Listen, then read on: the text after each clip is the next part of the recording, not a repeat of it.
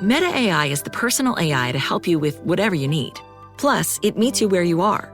Not only is Meta AI now an app, but it's also on the apps you already know and love: Facebook, Instagram, WhatsApp, and Messenger. Plus the Ray-Ban Meta glasses. It's easy to access wherever you are. So whether you're talking or texting, Meta AI is convenient to use throughout your day. Experience our newest AI that's tailored to you by downloading the Meta AI app. Try the Meta AI app today on the Apple App Store and Google Play. Imagine this: the best pasta sauce you have ever tasted sits abandoned on a plate. Wasted sauce. That is a tragedy. If only you had used Barilla al Bronzo pasta. Its bronze-cut texture holds your sauce and scoops up every last drop. The Italians call that scarpetta. Capture sauce the Italian way. Barilla al Bronzo. Click or tap the banner to find out more. Parents of tweens, if you're familiar with far-off drop-offs... Dad, stop, right here. Or get DMs about what's for dinner, you may be experiencing tween milestones. For your son or daughter, these can start at age 9. HPV vaccination, a type of cancer prevention against certain HPV-related cancers, can start then too. For most, HPV clears on its own. But for those who don't clear the virus, it can cause certain cancers later in life. Embrace this phase. Help protect them in the next. Ask their doctor today about HPV vaccination. Brought to you by Merck. Choice Hotels get you more for your money so you can maximize any road trip. Like with the road trippers we see here in their natural habitat, the breakfast area at a Comfort Inn.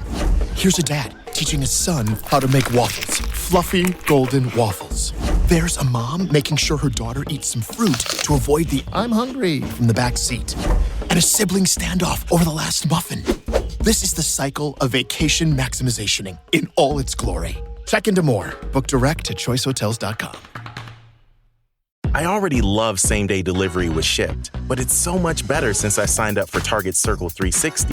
Why? Because I no longer pay price markups from the majority of stores through Shipt. Only a handful of alcohol retailers and items don't count. That means no markups on groceries, pet food, even home goods and makeup. So to recap, I have more time to catch up on life while someone shops for me, and I spend less. It's a win-win. Order now at shipt.com/360. Terms apply.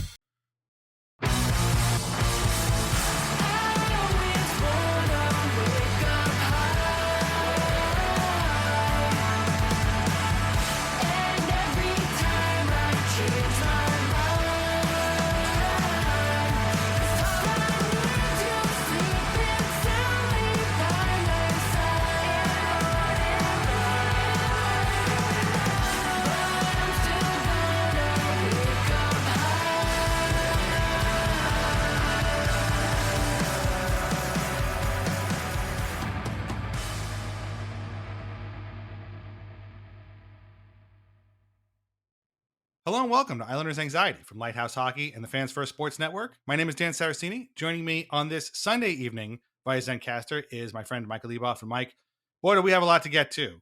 Big trade, a draft, a new superstar here, a bunch of highly touted picks, a very, very bad television show, some kind of surprising re-signings, and a whole bunch of UFAs that are, possibilities for the Islanders to be signed by the middle of the week.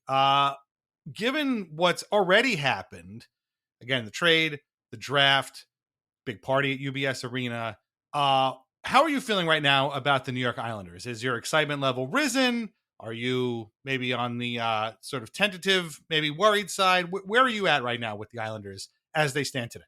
Well, I mean, I was, still shaking in my boots and really nervous. But I got calmed down today when I saw that Julien Gauthier is coming.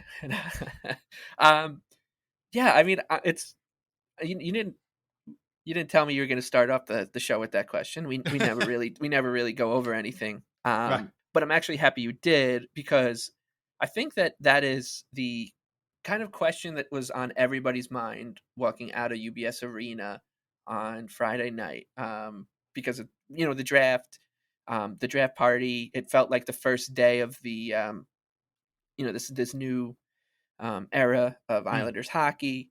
You could kind of feel it in the air a little bit, and obviously there were ups and downs on that whole day. It was an emotional roller coaster. a draft party. A draft sure. party where you have the number 1 overall pick is not really supposed to be that way, but the Islanders somehow managed to touch them all. They touched every emotion, man. I mean, Right. from the kind of really heavy stuff with the Schaefer pick, then the tension building around Hagens, and obviously the excitement from the trade earlier, all that. But walking out of the arena, I don't really know if anybody knew how to feel because of all that, right? Like when all those emotions are clashing into you in your soul, you've got to sort through them before you can make a reaction, which is why we love to make fun of trade grades and draft grades, right? Like, because these have to be instant reactions. Well, like the whole point of whether or not a trade will work out will literally be decided over the course of months or years or decades, right? Like, and here we are slapping a letter grade on a trade or a draft before anyone's even played a game or put on a jersey. And I felt that way about this. Like, I was talking with a lot of people on DMs and text messages, and everyone was really wondering the same thing. Like, how are you feeling after that? How are you feeling? And I pulled out of I had Isla with me. I'll go into the draft party later, but I had Isla with me. I was driving out of the garage, and as we were driving home, I started to have some bit of clarity on the whole thing. And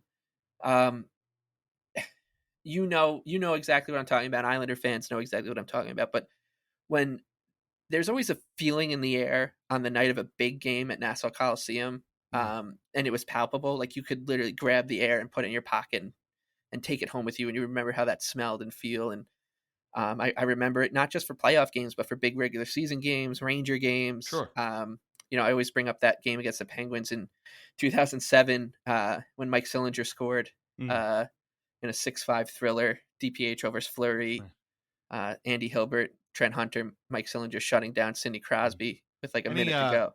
Playoff clinching game, that game against Columbus that 1 year, or Buffalo, whatever, the Robert Leonard year, that kind of stuff. Yeah. Yes. Yeah. You feel it. You can feel it. The Coliseum and UBS Arena to a lesser extent. Like you can touch the walls and you know exactly what they're gonna feel like. And that's kind of how I feel now. Like I feel like whether or not the energy will ultimately be good or bad, whether because you don't know when you're going into those games whether it's going to be good or bad on the way out. Right? You're walking into the building and you're thinking to yourself, holy hell, I hope I'm a happy person when I walk out of these doors 3 hours from now. Right. And that's kind of how I feel right now. It's like we're walking into this new kind of, we're walking down this new path. And we don't know the kind of people will be when this, when we get to the end of it, when we get to the first fork in the road of this era, or the ultimate fork in the road for this era. And so that's how I feel. But but when you went to those games, you were surrounded by the buzz, and no matter what, it lifted your spirits. It like lifted your endorphins. It heightened your senses. And that's how I feel right now, just like overall. Like I feel like I'm walking into Nassau Coliseum, into the box office entranceway on like a late March night. Islanders are playing a huge game against the Habs or the Leafs or someone, like hoping Jason Blake has a big game, something like that. That's how I feel. There's that, of course, the dread of the unknown that, hey, this might not work out, but at the same time, you'd much rather be where we are than just schlepping in and being like, well, I hope they don't blow another third period lead like they did 2 nights ago. So that's how I feel. I think if you're a fan of another team and you dropped in and you listen to this podcast to like hear how Islander fans feel about their draft night, you'd be like, this guy's talking gibberish. But I feel like Islander fans understand exactly what I'm feeling right now, which is just, it's like all these kind of emotions that won't sort themselves out, kind of crossing the streams, and eventually we'll find out together whether or not this was a massive week for the Islanders or if it was not. Yeah, no, I think you're right. I mean, the number one thing I came away with from the weekend, and we're going to talk about everything, the draft, the trade, all the draft stuff, the RFAs, the UFAs. We're going to try and condense it all into one episode. The thing I came away with was there was a range of emotions, right? There's people that were feeling all kinds of different ways. Some people were absolutely thrilled at the Dobson trade, the return, the use of the 2 picks.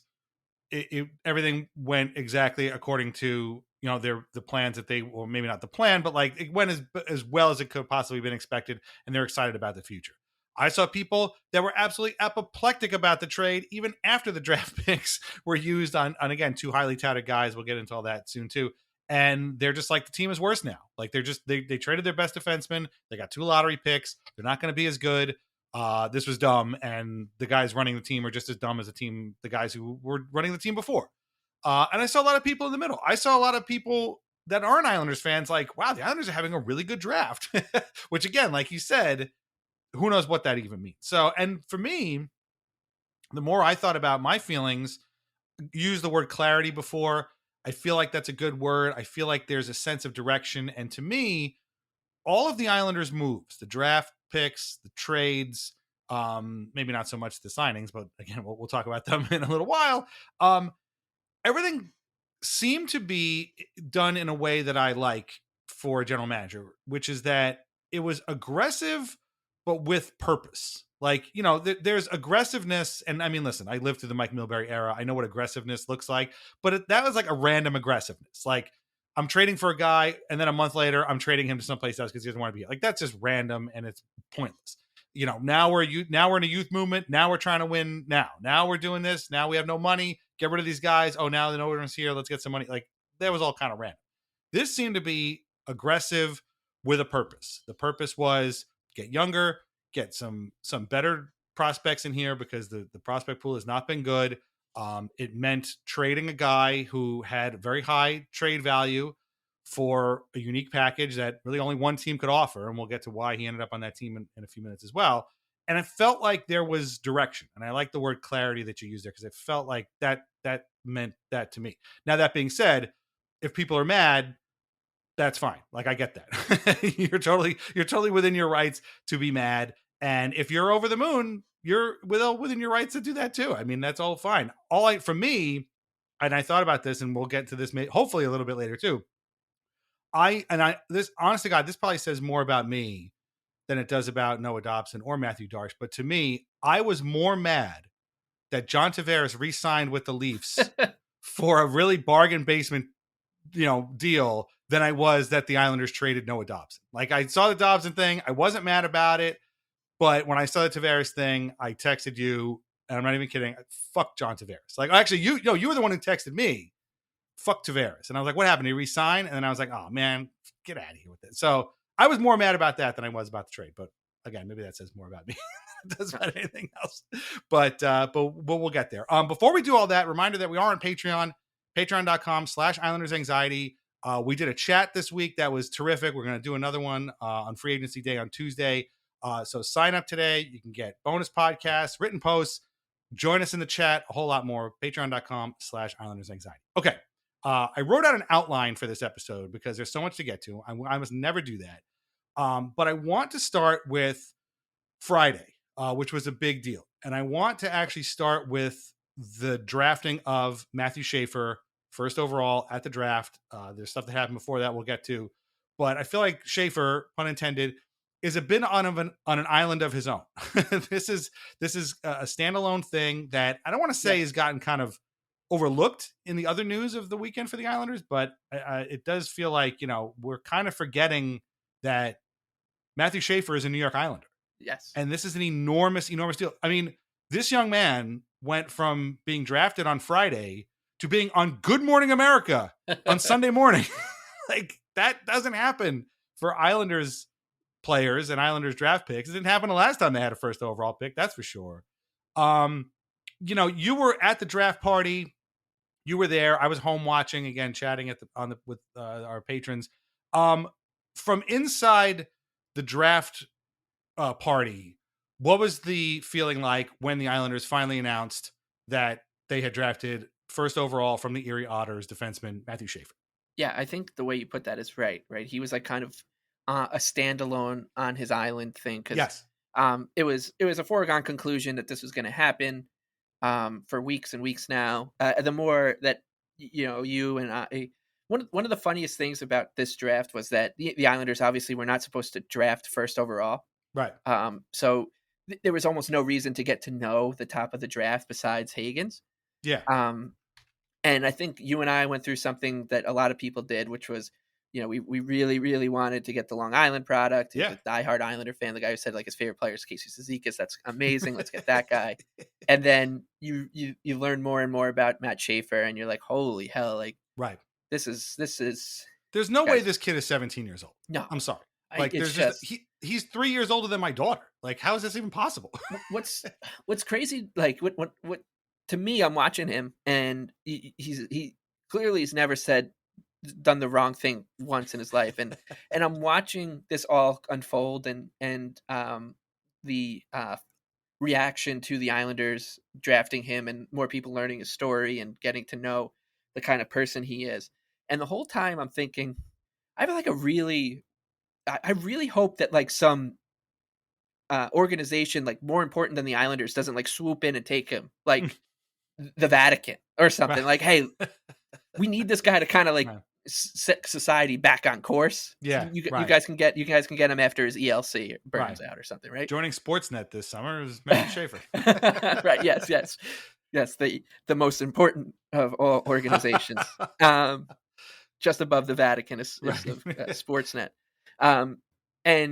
But inside and to that point too, and to the point of him being on an island, I do think what we hear so much about for very, very good reason is Matthew Schaefer, the person.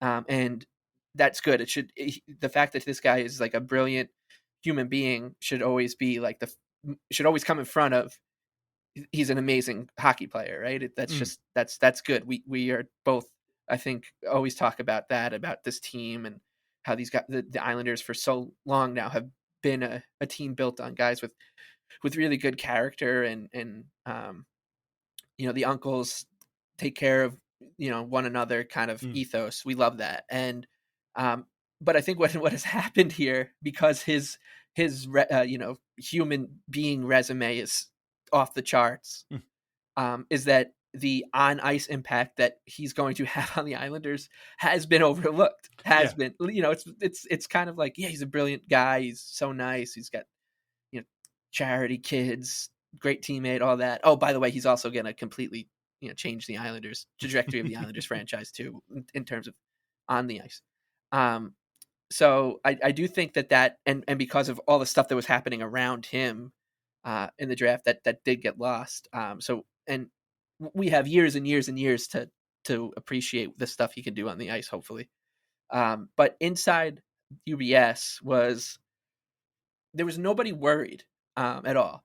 And it was a layup, right? It was like the Islanders, it almost felt like an empty net goal to make it 5-1 in a playoff game to like clinch a series or something. We already got the game won, but hey, we get to hear the goal song again. That's great. Right. I had Isla there with me, and we were sitting down watching it. She loved the ticker tape or the confetti that they shot up in the air. That was her favorite part. She was booing Gary Bettman, which was good time too. I mean,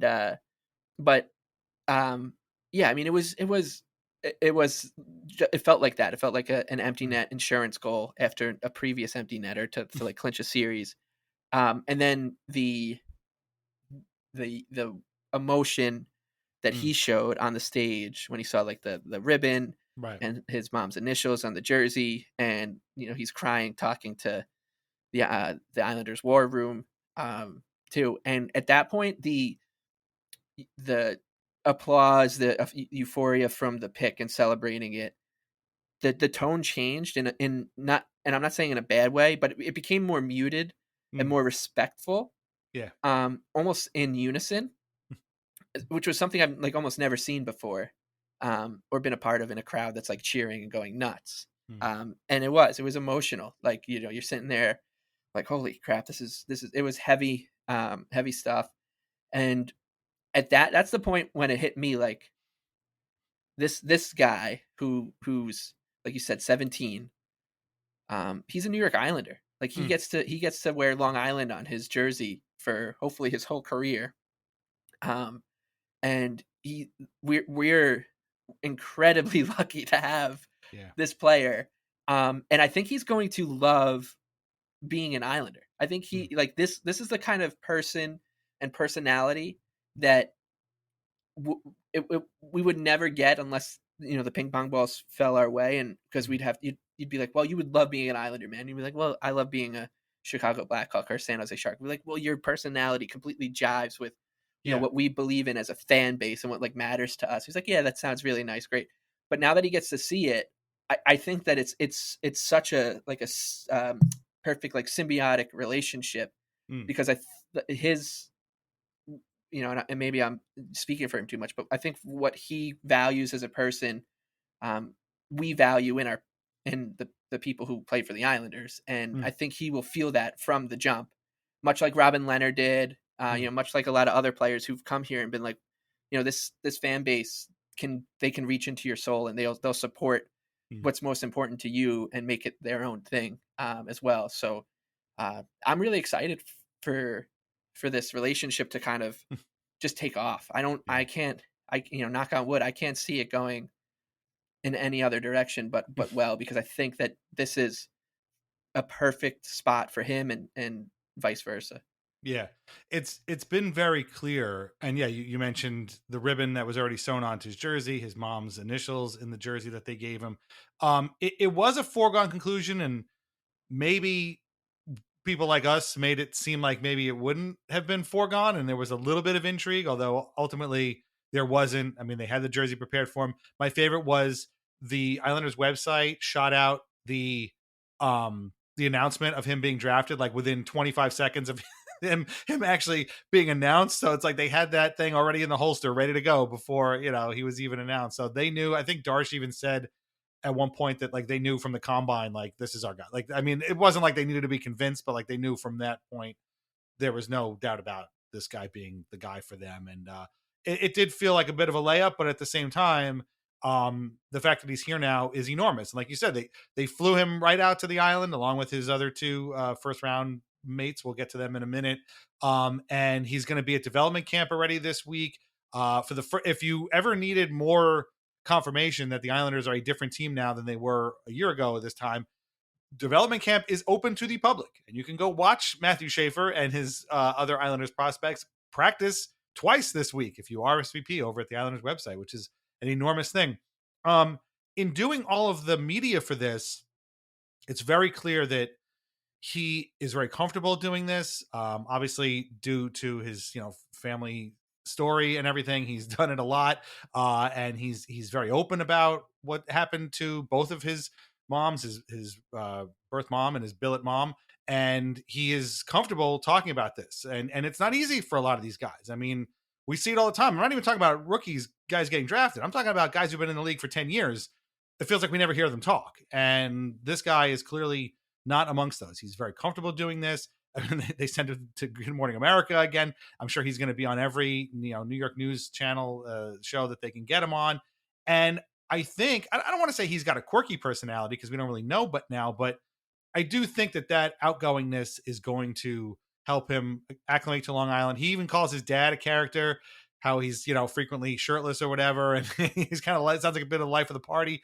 He's going to fit right in with the Islanders' dads when that trip happens. So I'm with you. I think that's a great point, that I think he feels like he fits here more so than a lot of other players. And, you know, as we know, the Islanders have been a bit of a country club. They have their uncles group, but there's also some younger guys like Matt Barzal, like, you know, Ilya Sorokin, Romanov. I think guys that, you know, probably want to go out and have some fun. So I think that it's going to be a great marriage. I'm with you. Yeah. I think that these guys are going to like each other. And I expect to see Matthew Schaefer eating Zorn's chicken. I expect to see him eating Dario's pizza and all these other spots around the island. And I hope, you know, he's going to say, oh, they got everything here. When he says, I love Long Island because there's everything here, the beaches, the golf, you can go to the city, I will just be like, that's it. We got him. That's it. It'll be a while before he talks about the schools. But the school, I was gonna say, like, I hear great things about the schools. Yeah, when I'm babysitting, you know, right. He should be in one of the schools. That's how. Yeah, that's right. Yeah, and as I said before, like, he wasn't on our radar for No, not at all. because, we Yeah. weren't supposed to be here, and so that also means the Islanders weren't on his radar until, the same time, Right. and I bet you it was the same kind of thing, like, as far as, like, the Islanders. I don't know, Yeah. anything really about Right. the Islanders. I know, that they've got Barzell or whatever, but outside of that, he probably didn't understand what the Islanders meant to mean to hockey history, etc. And now he's obviously getting the crash course and has for a couple of weeks. And it feels like the type of guy who would appreciate it 100%. So as I said before on a previous podcast, he's not from Long Island. James Hagan's obviously was the Long Island guy, but Matthew Schaefer is about as Long Island a name as you can get. And so when he starts eating that Zorns and, going to All-American and all that, we're going to, he's just going to be Long Islandified, and Definitely. it's going to be great. So we're in all likelihood, we look back on this and are like, I can't believe how lucky we got to get this guy. Like, it's just, this is going to be great. So I'm really excited for this. Obviously, he had a great line about playing the Rangers too, so that's great. And it also, there's a bit of obviously spite in everything the Islanders and Islanders fans do, and I did spare a thought for how it must have felt to be a Ranger fan on Friday night, to be like, God damn it, the Islanders got this guy, and I have to hate him. Like, how am I supposed to hate this player? So screw them. Well, I've said many times that Adam Graves is one of the very few Rangers that I actually like, and for a lot of reasons. The same that of Matt, a lot of the same reasons people like Matthew Schaefer. He's just a good dude. He does a lot of good stuff in the community. So I think it'll be a little bit like that. But that was a great line about, he's talked already a couple of times. He mentioned it on GMA again about being the rivalry with the Rangers and stuff. I'm sure his dad gave him the whole rundown of the cup teams and all that kind of stuff. But it's going to be exciting. And as a friend of mine said, Matthew Schaefer is better at asking questions than the Sportsnet people asking him these questions. It's just kind of crazy. So there you go. Okay. Now, so that's the Schaefer portion. I'm sure we'll bring him up again later on, but it cannot be overlooked that this man is a New York Islander now, because this is an enormous thing. But yes. And I'm glad you put this first, because a lot of stuff has happened the past few days. This is the most important thing that's happened. Matthew Schaefer becoming a New York Islander. Right. It has to be. Yes. And again, so much has happened that it's easy to kind of forget this. Right. But this is the most important thing. So that being said, earlier in that day, the Islanders made another significant move, and that is the trading of Noah Dobson to the Montreal Canadiens for 2 first-round picks and depth forward, third line forward, middle six forward, however we want to call him, Emil Heineman. At the time, this was sort of being kicked around, and people were talking about it seemed like so they had tried to move him to a couple of different places. St. Louis was one. It came out a little bit later that he didn't want to sign in St. Louis because he needed a contract as an RFA. It came down to Columbus and Montreal. Apparently Columbus's package included forward Dmitry Voronkov, who is highly touted again, and they offered him more money, but he didn't want that. And Montreal was the place he wanted to go. He's from Prince Edward Island, which I guess is probably closest to Montreal. I don't know. Ends up signing there for an 8-year contract worth $9.5 million a pop, which is pretty reasonable considering that he wanted $11 million, according to his first ask reports that came out earlier. But again, this deal had been kicked around for a while. It was rumored for a while. Is it happening? It sounds imminent. I don't know. But, and you and I were talking before we started coming on here, that while the trade itself went down on Friday and caught everybody's attention on the day of the draft, it really kind of started percolating on Wednesday, right? That was when the rumblings, to steal a phrase from Pierre LeBrun, really started to kind of come around that the Islanders might be looking to trade who effectively was their best defenseman next year. We'll get to that in a couple of minutes, but you found that like Wednesday was really the day when this all started to kind of come up before the eventual trading on Friday. Yeah. I think it's good to start Wednesday because that was, like, to me at least, it felt like the threshold had been crossed, right? There had been like rumblings in the weeks prior that the Islanders were thinking about trading Dobson. randomly you'd see like, oh, the Islanders are shopping Bo Horvat and Matt Barzal, and then those would immediately get shot down. Right. But Dobson's name kind of never did. And then on Wednesday, it started to like things started to leak out more, and this is part of the new reality that we live in as Islander fans, which is, when there would be a situation like this with like an RFA and who's a year away from unrestricted free agency and his team, and we'd watch from afar as the Columbus Blue Jackets are seeing what they can get for our good player. Right. Remember with the Matthew Tkachuk thing, of course, with the Flames and Panthers. I think Jack Eichel too is probably around the same. Yeah, and we watched from afar because this stuff, A, didn't really happen with us, and B, if it was, it just never got out. So we would just be watching other people air dirty laundry for the team and the player. The agent would be leaking stuff, and then the team would leak stuff back, and then it happened to us. And it happened with Noah Dobson, who, I was talking to our friend of the podcast and Weird Islanders alumni, Justin Bourne, about how Dobson, he has everything you need to be a really good NHL player, but he doesn't have everything you want. I think that's how I'd put it, right? Like, he's got the size, he's the right-hand shot D, he's talented, he can make a good first pass, he's got good offensive instincts. All that stuff will get you to the NHL if you have it. But to be a superstar, you then have to find that, I can't believe I'm going to say this, but like that Sidney Crosby stuff where you're every shift, you're just out there trying to maul whoever has the puck because you want it more than them.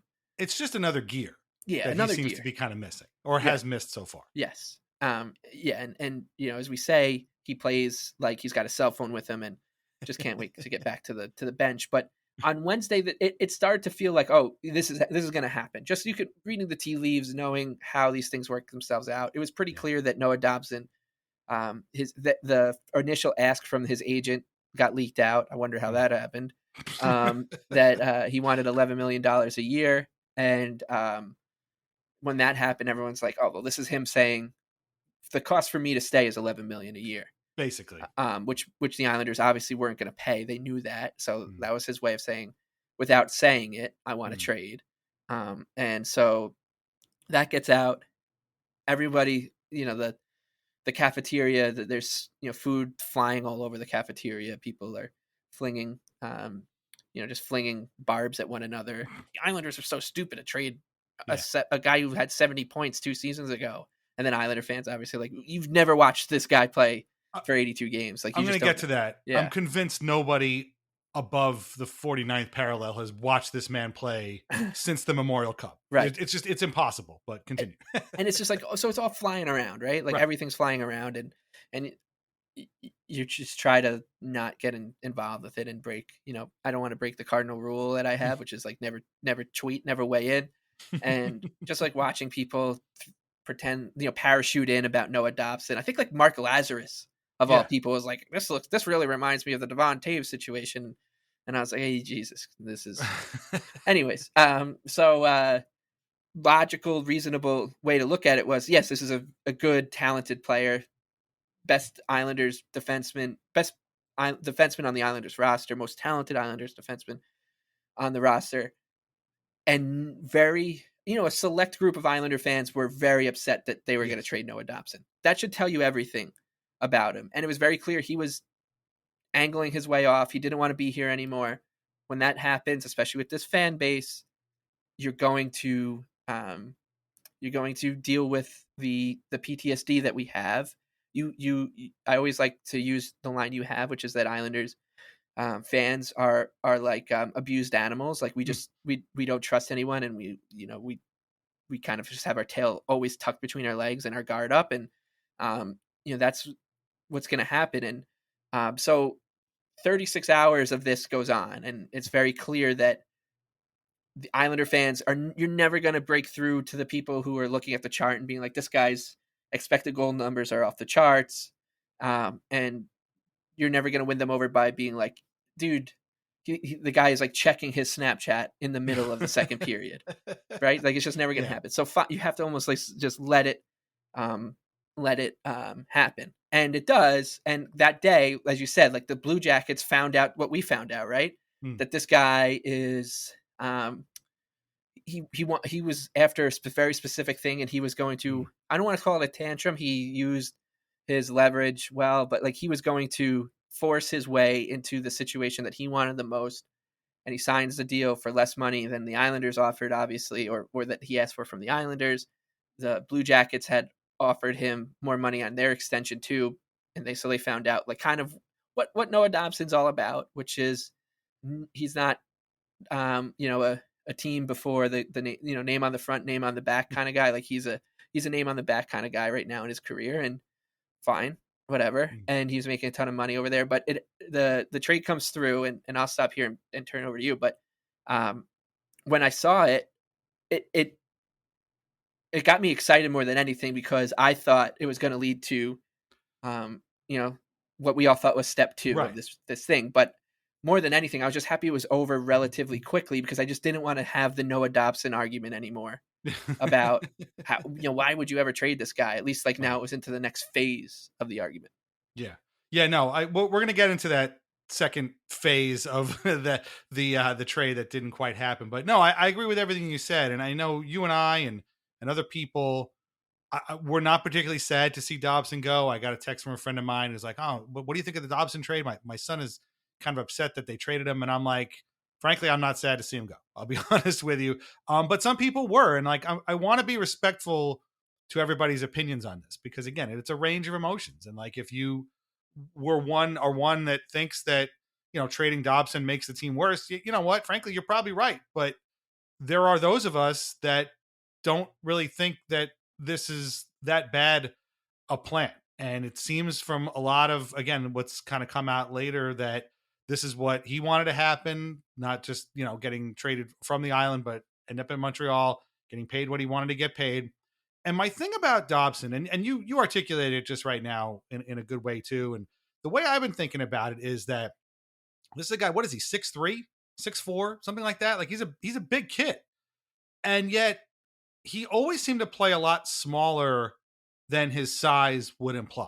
And, at draft time, everybody's size is the big deal. Anybody under 5'10", they talk about like, oh, his size is a problem, as if they're drafting Sabrina Carpenter and these guys are like 4'11" and filled with pixie dust. Like they're not that small. They're regular sized guys, but they're not big guys. And like Noah Dobson's a big guy, but he always seems to play a little bit within himself. And to me, the biggest breaking point for me, and you probably feel the same way, and I know other people feel the same way because I've heard people say it, is the outdoor game. The outdoor game last year at MetLife Stadium against the Rangers, the Islanders had, what was it, a 4-1 lead with 5 or 6 minutes to go. They ended up losing in overtime. Was not totally Dobson's fault, but he was on the ice for at least 2 turnovers in that entire sequence. And I don't think he ever fully recovered from that. The quote-unquote 70-point season, while great, I mean, he's the first Islanders defenseman to do it since Dennis Potvin, which is kind of crazy. If you really look at it again, it was really like he had 50 points in the first 40 games and then 20 points in the next 40 games. And he never got on track with Patrick Waugh. I'm not a Waugh guy. I've said it before. I don't think he's a particularly good coach. But, if he's not getting along with Waugh, they're going to pick somebody, and it ended up being Waugh. They already announced that Waugh was coming back. That might end up being the wrong decision here, but I'm with you. I am kind of relieved that we don't have to talk about Noah Dobson's, inconsistencies and failures on the ice. He's an imperfect player. That's okay. It's not a crime. Other guys are like that. But when you are tasked and expected to be a team's number 1 defenseman, there are responsibilities and signposts and markers that need to be met. And at 25, and that's still very young, I get it. But at this point, Dobson hadn't gotten there for me. And I'm not saying he's got to be Victor Hedman. That's a different level, obviously. But like, you can't just keep turning the puck over that way. You can't just be, skating around your own zone. You can't just be kind of giving the game away or not reading the play right over and over and over again and still be like a team's number one defenseman. It's just not working that way. And I'll be honest with you, and this is how we can transition to what's going to happen as he plays for Montreal. I think the best thing for Noah Dobson, and I mean this sincerely, I hold no ill will towards this man. I think the best thing for him is going to be playing on a team with Lane Hudson. They won't be on the same pairing. They'll probably be on two separate pairings. Being on a team with another best defenseman is going to do wonders for Noah Dobson because he's going to have a lot less pressure on him. He's not going to be expected to do as much, but this is Montreal, and we're going to get to the reporting on this, I guess, in a minute too. The minute he turns the puck over late in the third period in the offensive zone, which leads to a goal against, say, the Leafs, Senators, Lightning, Panthers, whatever, that's going to be a problem for Noah Dobson. It's going to happen, and it's going to be a problem. And I'm not saying that because I want to see it, but I'm just saying that like he, I think, is going to do much better playing lower in the lineup. But if he continues to make these same mistakes that we saw him make a ton of times with the Islanders, I think, it might seem like a pretty long 8 years in Montreal. But to me, again, it just gets back to he wasn't quite the number. He might have been the Islanders' best defenseman last year. I totally buy that. But that doesn't mean that he's like this untradeable, unsinkable lifetime thing, especially if he wants $11 million. That's a lot. Yeah, exactly. And 11 for you, but just 9.5 from exactly. Right? Like, and by the way, Hudson is an RFA at the end. He's needed a new contract next season. He's getting more than 9.5. Right. So they're about to spend like $20 million on two defensemen. So think about it. Yes.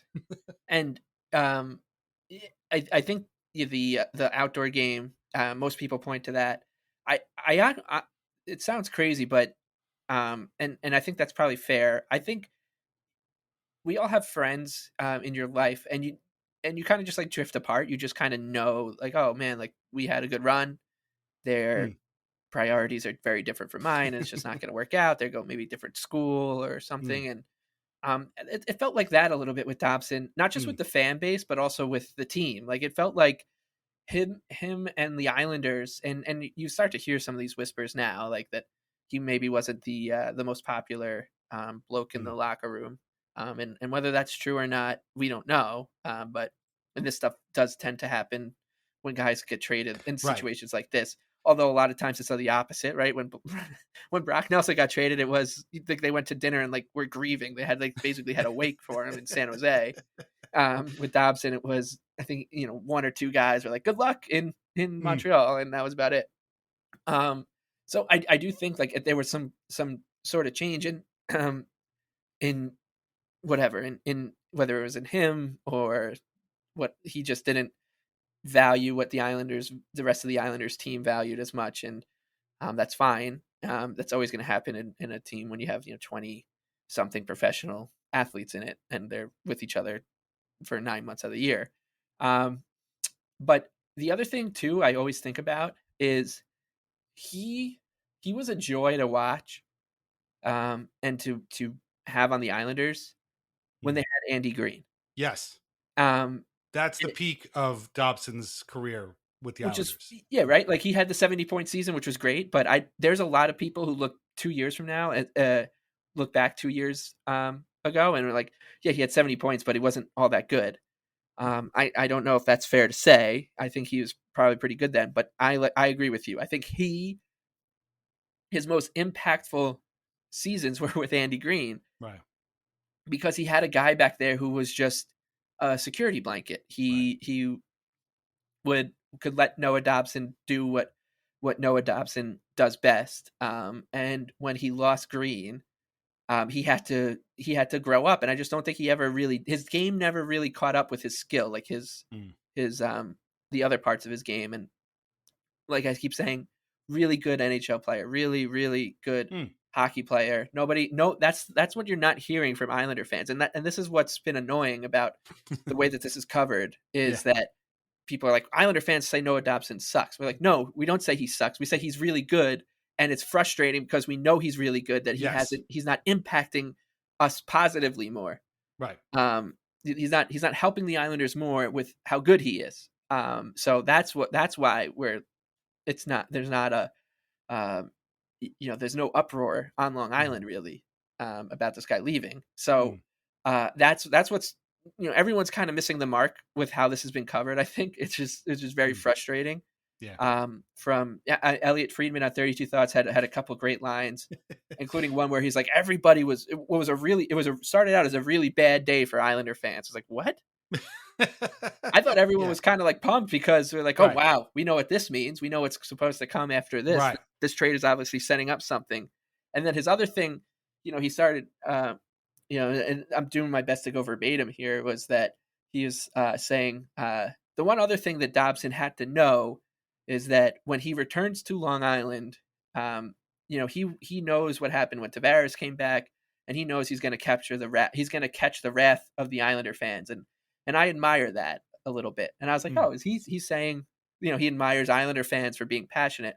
He's like, I really admire that Noah Dobson left the Islanders, but even with that being the case. And I was like, what are you? Wait, what?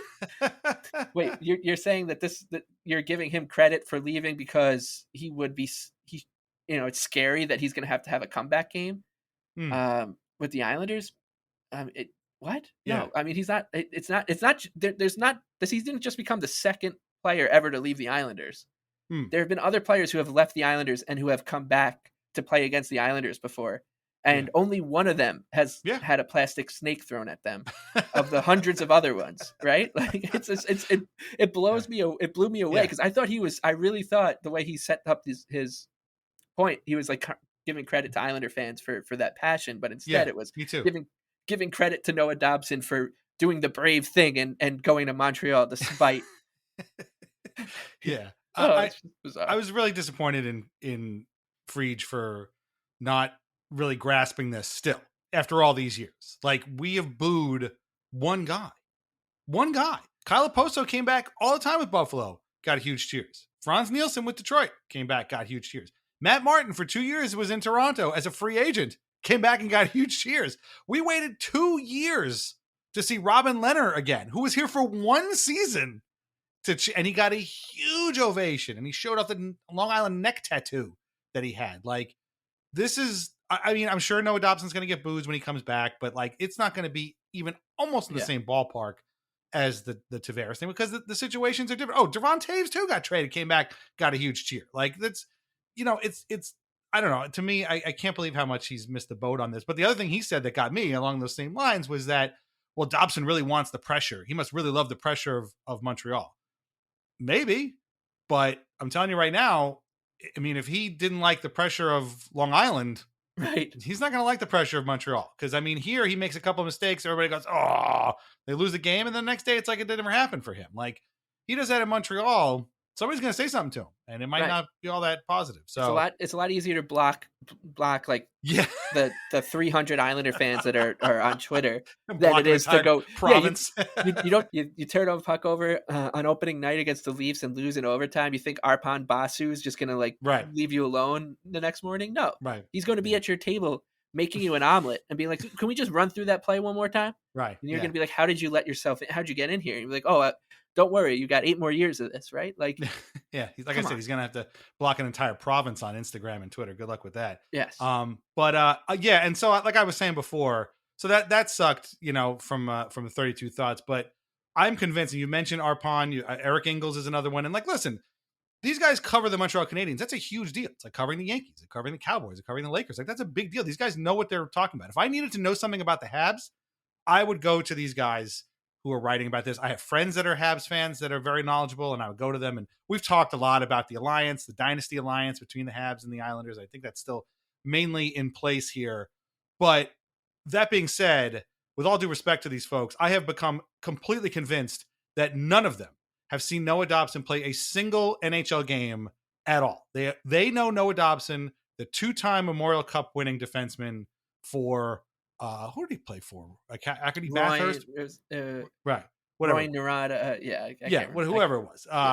And like, they know that Noah Dobson. Right. They definitely don't know the Noah Dobson that we know, who, again, and I'm not trying, I want to bring this back, is a good player. I'm not trying to like stab the guy in the back on the way out the door, but he's not a flawless player. He is a flawed player who never took the reins of the number one defenseman slot that the Islanders really, really needed. And I'm with you. And you know who actually, after Green, who did they pair him up with?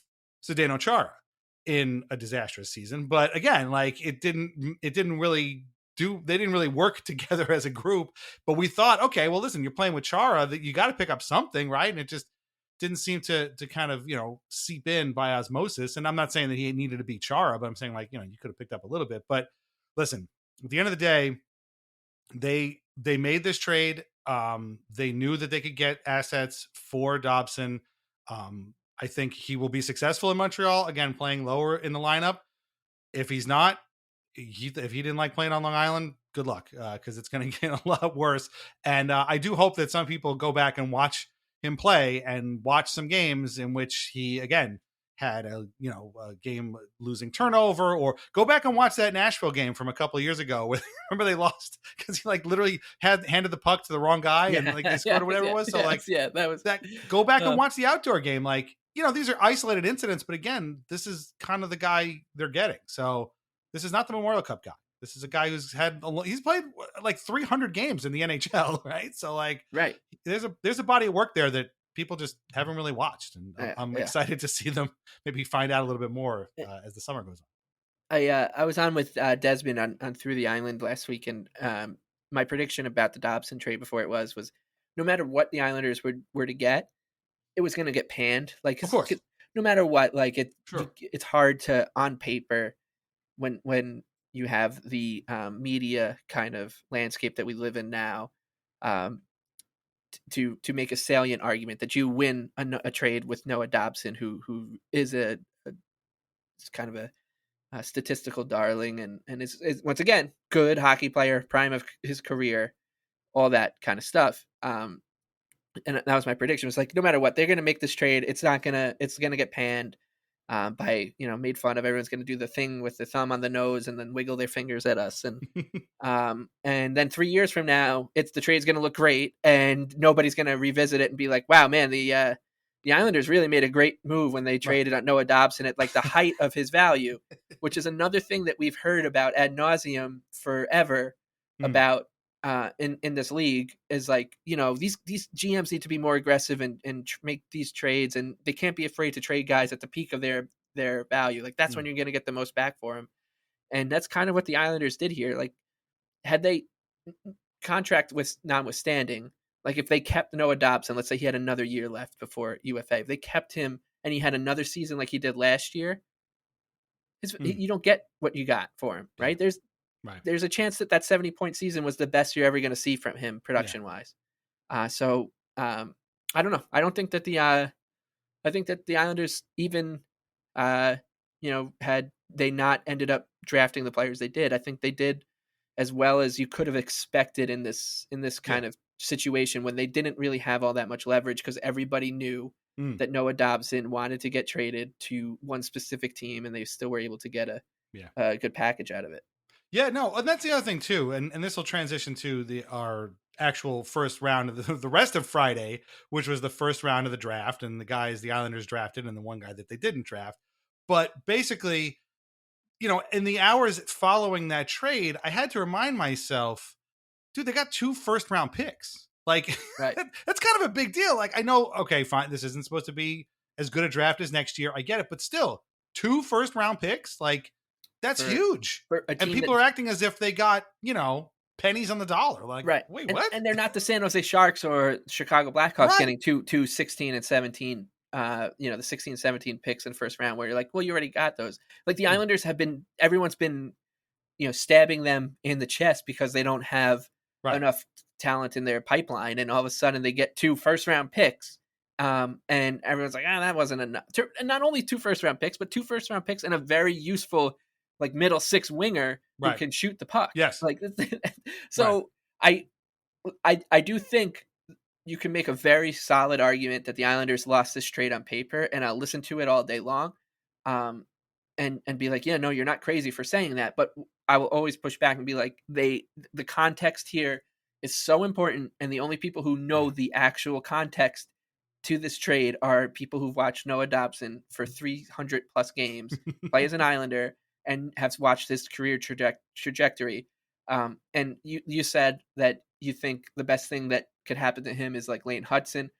frankly, I think that he couldn't have picked a worse market. Maybe there's one other market to go to, and it's Toronto. Like, he couldn't have picked a worse market for his career path. I think. Like, if I was his advisor, I'd be like, go to Columbus, take the biggest deal, go to Columbus. St. Louis would have been totally fine. Yeah, go live there, be very rich in those countries. You can in those cities, you can have your place in PEI, and you can go there in the summer. You can be totally anonymous. They'll all be watching the Cardinals. They'll be watching Ohio State. They're not going to be outside your door with pitchforks and lanterns when you turn a puck over, because you couldn't handle just like run of the mill 2024 social media, trolling. Yeah. I don't think you're going to be able, I don't know if you'll be able to handle what you're about to see. And hey, maybe he proves me wrong, and by all means he can, but I can't believe, I was shocked when I was like, when you started to hear the names, I was like, oh, Nashville, that sounds like a place that probably makes sense for Dobson. Utah. Yep. Absolutely. Yeah. Oh, he wants to go. Okay. Good luck, bud. I agree with you 100%. My only thing is, I would actually say that the other worst place he could have gotten traded to would have been Vancouver. Yes, right. That might be worse than Toronto, honestly. Vancouver. Yeah. Because there's, what, they're like so far removed from everywhere else, in they're not in Ontario, the Ontario hub, or the Northeast or anything. So they're like, makes them crazier. Yeah, exactly. You got it. It's so good. But otherwise, I agree with you 100%. Okay, so the trade is done. The draft begins. The Islanders take Matthew Schaefer. It's already been a roller coaster of emotions on a Friday. And now they have Emil Heineman, who we've completely forgotten about. Useful middle six player, had 10 goals last year, plays like a real kind of like a corner game, isn't afraid to go into the dirty areas. I like all that kind of stuff. Is an RFA. We're going to get to him way later in the episode. Has a little bit of Brendan Witt in him. Yes. Yeah. Got hit by a car. But dude, what? But Heineman didn't play. Witt was at morning skate like an hour later. Yeah. All right. Well, somebody's got to give him Heineman. We're gonna have to put them both. Number. We got to get them in a room together. What kind of car did you get hit by? So they're armed with 2 extra picks now, and don't forget they also have an extra pick in next year's draft too, which is supposedly the big fancy draft, and they have the pick from the Avalanche and from the Brock Nelson trade. And they have other players that, maybe could get traded on the block, whatever. And so all of these things have combined and cooked into a soup that has made Islanders fans in particular feel that something else is coming down the pipe. And that something else is James Higgins. We've talked ad nauseum about Higgins. We talked about him last year. We had a whole episode about him because he was the only guy we had heard about. So when they won the lottery, he was the only guy we talked about. And people were like, oh, Schaefer's much better. Okay, fine. Schaefer's better. They got Schaefer. We love him already. But Higgins represents a unicorn, a guy who is from Long Island, a huge Islanders fan, wants to play for the Islanders. And, oh yeah, by the way, is pretty friggin' good. And this is the thing. Like, he kept dropping and he started out as a first overall pick. Guys had better seasons than him. Now he's the third, maybe best guy. All of a sudden, he's getting taken 10th and 9th, and maybe he drops down to whatever, down to Pittsburgh, who's at like 12 now. Like, what? So it was an emotional roller coaster for him too. So every time another team picks, all the way through, I guess it was San Jose, Chicago, Utah, I forget who was 5th. Oh, Nashville and Philly. Every time those teams pick, the anticipation of please don't take Higgins. Please don't take Higgins. Please don't take Higgins. It keeps getting, and this is where I wasn't nervous for them to take Schaefer at all, because we kind of figured they would, but I found myself getting tied into knots about, oh my God, are they going to do it? Oh my God, is he going to be a flyer? Oh my God, is he going to be, if he's a Predator, okay, that's fine. Please don't become a flyer. That would be bad, terrible. Right. I can't take that. Yada, yada, yada. I want to know what it was like inside of that draft party, because I'm assuming it was sort of like what was happening in my stomach, only times 10,000. Yeah, it was really strange. I kept saying it felt like an elimination game overtime in the playoffs, where as soon as the puck goes in against you, you have no choice but to just, it's over. Like the whole thing is over. The season's over. Yeah. You don't really have anything. And I know it's not that drastic, but that's like kind of the emotional tension I was feeling inside. while this was going on, and I had Isla with me, and so she's a nut. She's running around, stuffing confetti in her shorts, throwing it around, sliding. I was with Usher Maddie. He's watching like her just like flop around on the ground, almost get like trampled on by thousands of people, and I'm okay. The mammoth pass on him. And the tension was unbelievable. Yes, people have complained about the broadcast of the draft. Yeah. Oh, don't worry. I'm getting there. Yeah, don't worry. and I know as I say, I know we're going to hear from you about it, but that was very compelling television because it was on a jumbotron, and I wasn't watching we were only watching when or paying attention when the pick came in, or you saw like in the corner pick is in, and then the people walked up and made the pick or whatever, and you'd hear the junior team that the person played for and like breathe a sigh of relief. It was such a strange feeling. And then when the Bruins picked Higgins with Adam Sandler announcing it, I kind of just knew that it was going to be when I saw the Bruins pick was in, I was actually up and watching from the concourse. Isla was getting Mr. Softy.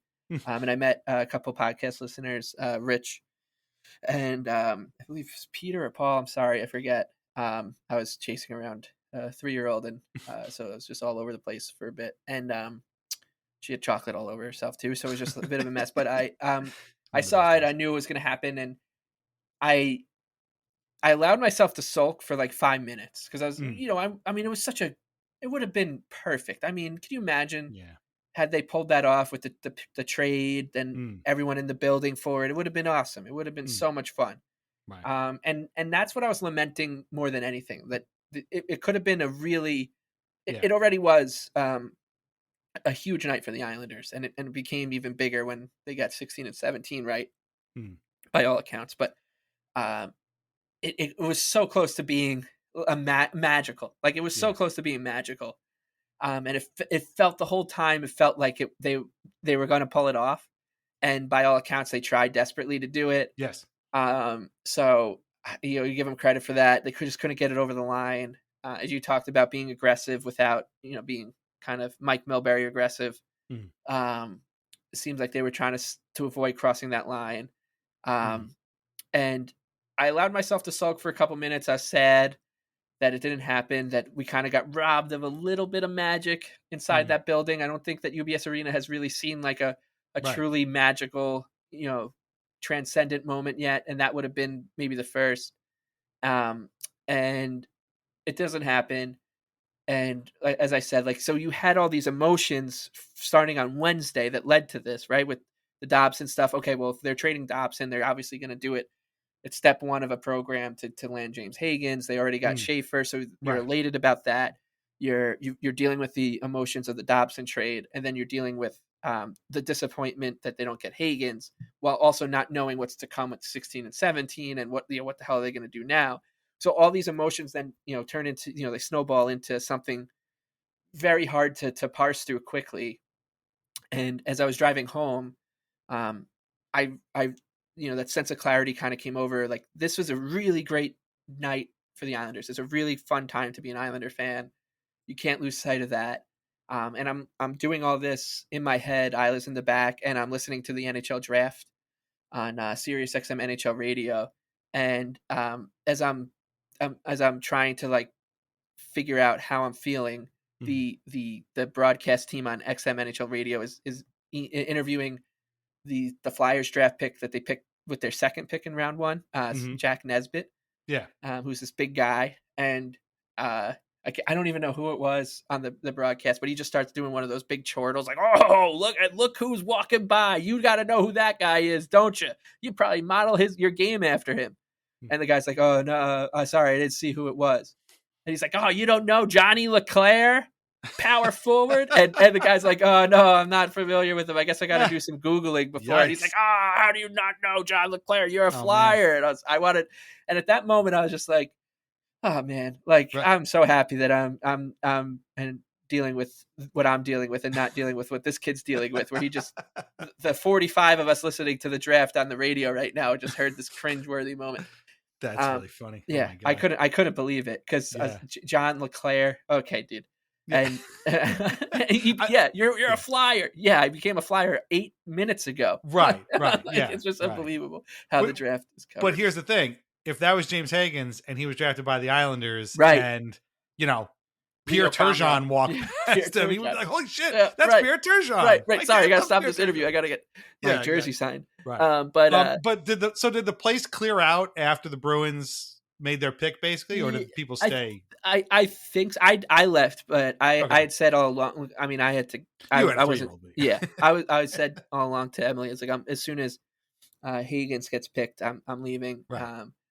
And when I saw that it was 7, I was like, okay, I can easily get home. By the way this draft was moving, I was like, I can get home, with plenty of time to spare for 16 and 17, which I did. Yeah. And but yeah, I mean, I think that car ride home, like, I don't know, I was in like a different kind of world. I was brought back into reality by that interview, but I was like, in my own head trying to figure it out. And by the time I got out of my car, I was just very grateful that the Islanders had Matt Schaefer, that they won the lottery, that I was there at UBS Arena for that, because I thought the draft party was a lot of fun. Like, I think everyone, I can't speak for everybody, but I think everybody there seemed to be in great spirits, having a good time. Matt Barzal was there. Jeff Marek earlier, like an hour before the draft, was like, I'm, floating out some weird Matt Barzal, like, cryptic text. And then he was like on the stage. I wanted to be like, I wanted to like clap back at him. But anyways, I did. Josh Bailey was there. Bailey. Pajot. Yeah. The best part of the Bailey, so was Hickey was moderating, like Bailey, Pajot, Cizikas, and Barzal. They were all wearing their jerseys except for Hickey. And you look at it and you're like, these guys still treat Josh Bailey like he's on the team. He's wearing an A on the stage. Like, it was just great that he's just up there, talking with these guys because he's still on the team. And he's going to be the captain of the shadow team. Yes. Yeah. I mean, and so, yeah, I mean, it was just really well done. And everyone's like, this is, they would never have done this with Lou. I wouldn't go down that direction at all. I would just be like, this is great. Like, I'm very happy that the team was able to put this together and at least try to match the enthusiasm that the fan base is feeling for having the number 1 overall pick. Because it felt like when you were at draft parties at the Coliseum, and I loved going to them for this reason too, because it was totally unique. It felt like you'd show up and someone like a security guard would be there, be like, "Hey, what are you doing here?" And you'd be like, "Well, the NHL draft's here. We got the first pick, we got the 4th pick, we got the 5th pick," and they'd be like, "All right, and then they'd open the door and like flick the lights on, and they'd be like, "All right, go, you can go. You can watch the draft here." But here, it really was a lot of fun. So, they did a really good job to make it feel like a celebration. Yeah, it looked like a good time. I heard from many people that they saw you, they talked to you. Our buddy Sean Cuthbert was there with you. The Skates of the Stakes guys were there. Mathieu Darche was there. Our friend Isles Chick was there. So it was a good time. It seems like it was had by all. I saw the confetti go off and stuff. But yeah, it seemed a little bit like the anticipation was there to take Higgins. Like you said, the Islanders did try to get him. They tried to make a trade with Philly, no go. They tried to make a trade with Nashville, no go. They tried to make a trade with Boston, no go. The 2 back-to-back picks in the first round would have been the basis for any trade. Everybody kind of turned them down. When he was asked about this, Mathieu Darche didn't specifically say that they were trying to move up to draft Higgins, but he basically said that the reason the Bruins took James is because he's a hell of a player and he's going to be a really, really good player for them. And I feel like it's funny how the Islanders have been, we'll get to this in a little bit too. Like, they've been listed as a winner in basically every, breakdown of this draft, but James Higgins also gets listed as a winner a lot. And it's like, okay, so you guys spent like 2 months telling us all the bad things and the reasons why the Islanders shouldn't take this guy. And now all of a sudden he's a winner because he's a Boston Bruin. Like, is that how this works? I don't know. It seems very strange. To me, watching from home, again, I was chatting with our patrons at the time. Everybody was like, oh my God, is it going to happen? Is this actually going to happen? We all wanted it to happen, I think. But ultimately, when it didn't happen, the number one thing I thought of was, thank God he was not a Pittsburgh Penguin. And thank God he wasn't a Philadelphia Flyer. I'm totally fine with him being a Boston Bruin, out of the division, a team the Islanders never beat anyway. He's obviously playing at BC, so it's all good for him.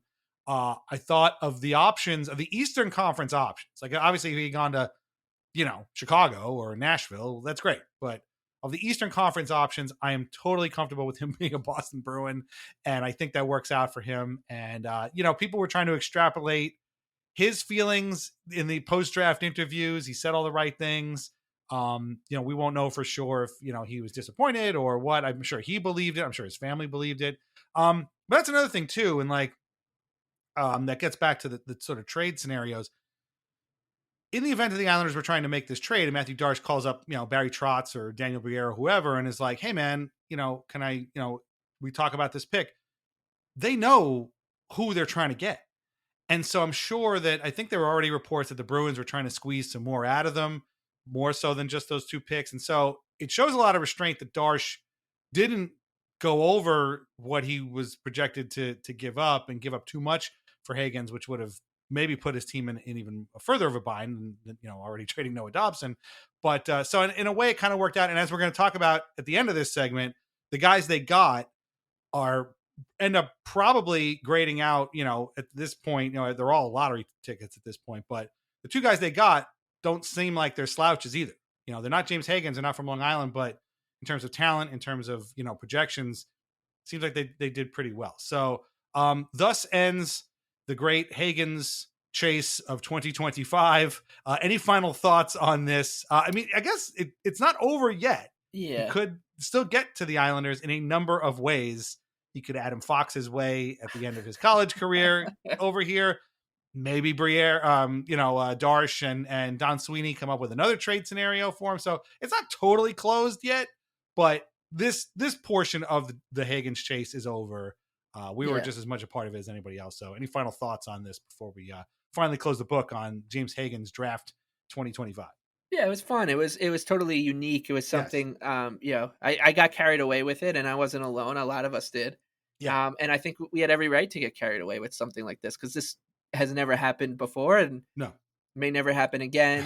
And then the circumstances around it with the trade, it was exciting. It was a lot of fun. It was a lot of fun until it ended. And that's what felt like what I meant when I was talking about how it felt like playoff elimination overtime. You're on this great ride and a puck off a shin pad and it's over just like that. And that's kind of how it felt. And, but now I wouldn't say it stings at all anymore. And it's kind of been like a weirdly clean break, Band-Aid ripped off kind of thing. And there's no ill will or anything like that either, which is nice. Like with Dobson, there's now emotional baggage, right? And with some other, situations like that, obviously it would never get to that point here. I mean, had he gone to the Rangers or the Penguins or something, it would have been, it would have been a completely different situation. But yeah, I mean, it's kind of, I'm happy for obviously my wife's a Bruins fan. She's from there. So, good for them. And, I don't know. It's just, it was fun. It was a lot of fun. And I think that it didn't work out the way, the Island we all hoped, or I hoped, but it still worked out really well. And that's not usually the case with the Islanders in these kind of situations. Did it work out for the best? No, this is the New York Islanders. Oh, was it okay? No, this is the New York Islanders. It actually went completely the opposite direction. And at this case, it's still, the Islanders came out, they didn't, maybe not an A+, but like an A, and great. So very happy, very happy with the ride that we were just all on. And the final destination wasn't where we wanted it to be, but it was still something I'll always remember and laugh about. And I'll never forget, like, when they made that trade, just being like, "Oh my God, it's on, it is on!" That was so fun. That's what it's all about, being a sports fan, right? Like, even when the team's not playing, like the Islanders don't have another game for 3.5 months, but that was one of the most exciting parts of the last couple of years, was that trade going down, being like, "Holy shit, they're gonna do it." My heart, I'm not kidding. My heart was in my throat for those 4 picks, the Nashville, Philly, even Utah. I was just like, oh my God, this is going to happen. And then, when it finally didn't, like you said, it was a little like the goals that eliminated the Islanders against the Hurricanes those couple of years, the overtime one where this Paul Stastny, that kind of thing. So yeah, it was that kind of situation. But again, good luck to James Hagens. He could still become an Islander at some point, but I know I'll be rooting for him. I know we'll towards him. The Bruins, Adam Sandler, It's all good. But it was exciting. And we haven't had that much excitement around here in quite a long time. He had about as exciting an Islander career as you can have for someone who's never played for the Islanders. Weird Islanders, James Higgins. Maybe, we'll see what happens. And we keep alluding to this, not getting Higgins is not the worst thing that happened to the Islanders, because, as happens a lot during the course of a draft, players drop from where they're projected. Obviously there's a million people doing these projections and things like that. I'm still of the belief that these people are mostly charlatans and frauds and grifters and liars, but they make these lists and they put these guys at these lists, and sometimes they drop. And in the Islanders case, with the Higgins gambit having not worked out, they had the 2 picks at 16 and 17. The Penguins had back-to-back picks too at 12 and 13. They took 2 other guys, and that left the Islanders open at 16 and 17 to take 2 very, very highly touted young players. One of them is winger Victor Eklund, brother of Sharks forward William Eklund, plays for Djurgårdens in Sweden.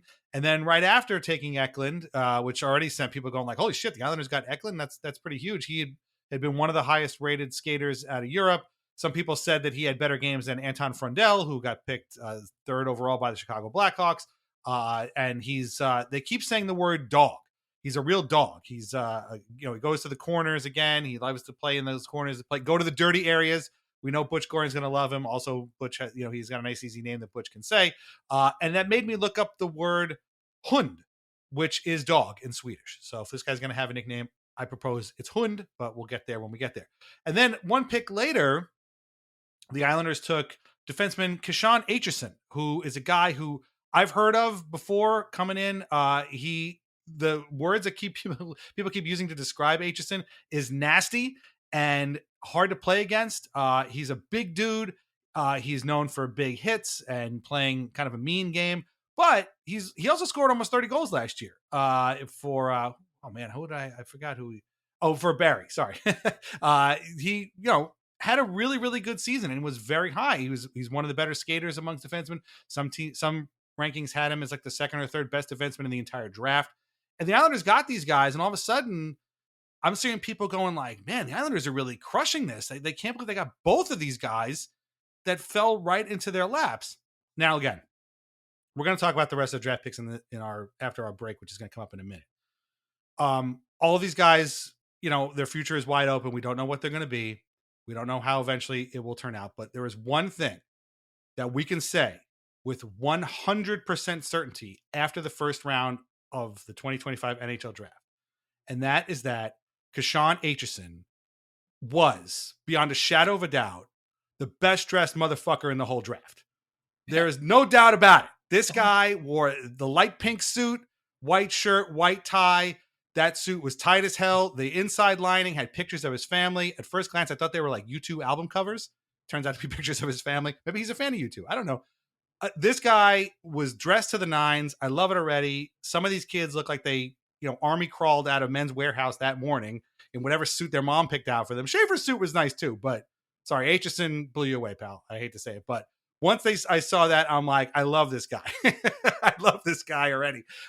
He just came ready. And again, big smile. Yes. Both of them seem very, very happy to be taken by the Islanders. And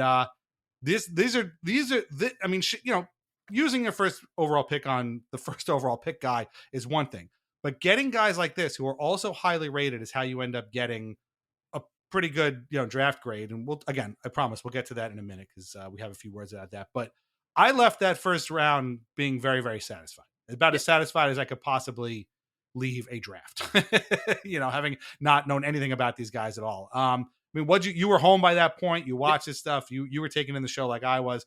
How did you feel when they took these 2 guys, Eklund and Aitchison? I'd be lying if I were to say I'd heard of either one of them. Aitchison I did hear of, but that was about it. I heard of Aitchison, and this I was actually more happier they took him than Eklund for one reason, because during the combine, when we kept getting like minute by minute reporting on who was going to dinner with who, and it was really this prospect had 4 dinner dates. He had one with Utah, one with Edmonton. I was like, can we just? This is getting out of control. We talk about the prospect grifters and perverts and all that, and it got taken to a whole new level this year. especially at the combine. And I did know that a bunch of people were tweeting that Kyle Dubas and the Penguins were very high on Kashan at Aitchison, and that it made a few Penguins writers that we like to have fun with very excited about the possibility of him joining the Penguins. So the fact that the Islanders got him made me feel like, screw you guys. I did not know that, but yes. I like him even more now. Yes, exactly. And you said like the smile lights up the room kind of guy. Eklund, the more you read about him, the more you love him. So yeah, I mean, who knows? But this is the discourse around the Islanders for years and years now has been whether this team needs to just go full tank mode, tear it down to the studs, and start over, which you and I have always pushed back on that pretty hard, being like, well, this is the last thing we want this team to do, and you're not going to win the first overall pick in the way the Islanders do very often, and so it's like, yeah, I get that, but at the same time, the Islanders now, without doing that, they were in the playoffs 2 years prior to last year. They were in the playoff hunt until Kyle Palmieri was ruled to bump Elvis Merzlikins in a game against the Columbus Blue Jackets in March, I believe, at late March of this year. So they gave us a lot of meaningful games over the past 4 or 5 years without going full into the tank, which is just not what any of us want to see.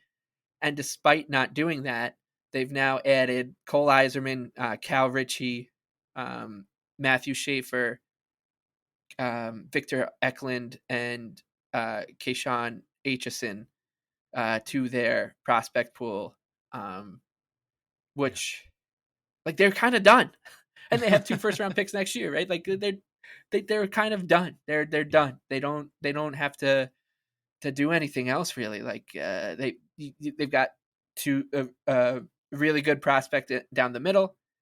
They've got 2 in their prime centers too, in Barzal and Horvat, if they want to keep Barzal there. They've got the best defensive prospect in the game now. They've got a really good one right behind him.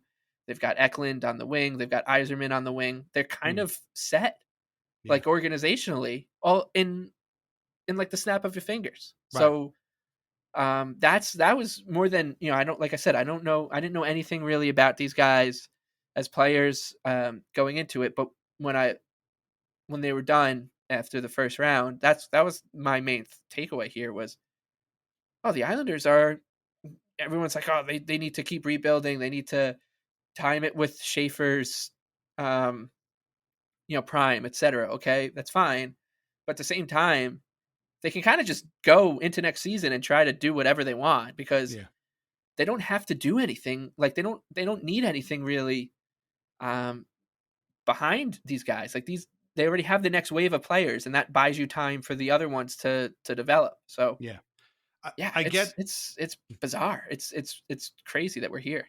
If you go back to the day that they traded Brock Nelson to today, their prospect pool has like jumped leaps and bounds. Like, and even if you go and I think the Skates of the Stakes guys made this argument in their pre-draft episode, which is like, a year ago we were like, well, who's their best prospect? Is it Maggio? Is it Dufour? is it what's his name? The Alex Jeffries? Is it that? Yeah. Like the little Russian guy that everyone was really mad last. Yeah.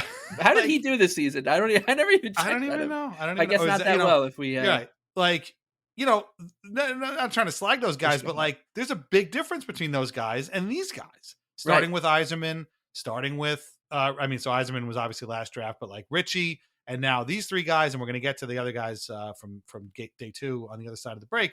But it's very different. And like I'm glad you brought it up, because again, we have been no tear down, no full rebuild this whole time, because that shit is just a dead end waiting to happen. But and I get that, next year, and we got plenty of time to talk about next season. We don't know who's even going to be on the roster because of the free agency and stuff coming up. But like, it's entirely possible that next season is not a good one for the Islanders, and they may, have a non-playoff season again. But by adding these 3 guys, particularly Schaefer, and then the other 2 guys, and then adding with the guys they have, we forgot Danny Nelson, Quinn Finley, other players that are, again, coming along in their various development cycles. It's possible that we might be seeing a sort of a rapid rebuild or retool in a way that other teams don't get to have. I mean, and we complained about this with the Rangers for a long time. Like, oh, the Rangers, look, they sent out the memo and then they rebuilt. Okay, well, they won they won 2 lotteries and took 2 guys, and then all of a sudden they had a generational goalie already, and all of a sudden they're still really good. And they went to couple of Eastern Conference Finals. Like, great for them, but like that's not going to happen for everybody. The Islanders might be in line for something a little bit similar. Now, that being said, the work is not the guys might be there, but the work is not done. Like, these guys, they need to develop these guys. Right. They need to create an environment in which they can grow and get better, and they need to do their part and not be complacent and get better and become the players that they need to be. But I'm hopeful that the Islanders brain trust can make that happen. I forgot we got a new Bridgeport coach to talk about later on. God, yes. But we've been at this for a while, so let's take a break. It's a 1-minute break, so you can just chill for 60 seconds, come back, and then we will talk about Saturday's day 2, the other prospects the Islanders got, and then the absolutely terrible show that we watched for a long time this weekend that brought those guys to the Islanders. So meet us on the other side of this 60-second break. Thanks. And now a word from our sponsors. First is always VintageIceHockey.com, where you can get t-shirts, hoodies, jerseys, and more featuring over 100 classic hockey logos. Vintage Ice Hockey now carries a full line of Islanders Anxiety merch featuring our blue and orange brain logo, as well as our Al Arbor and the Island shirts. And as always, our portion of the sales go directly to the Center for Dementia Research. That is VintageIceHockey.com.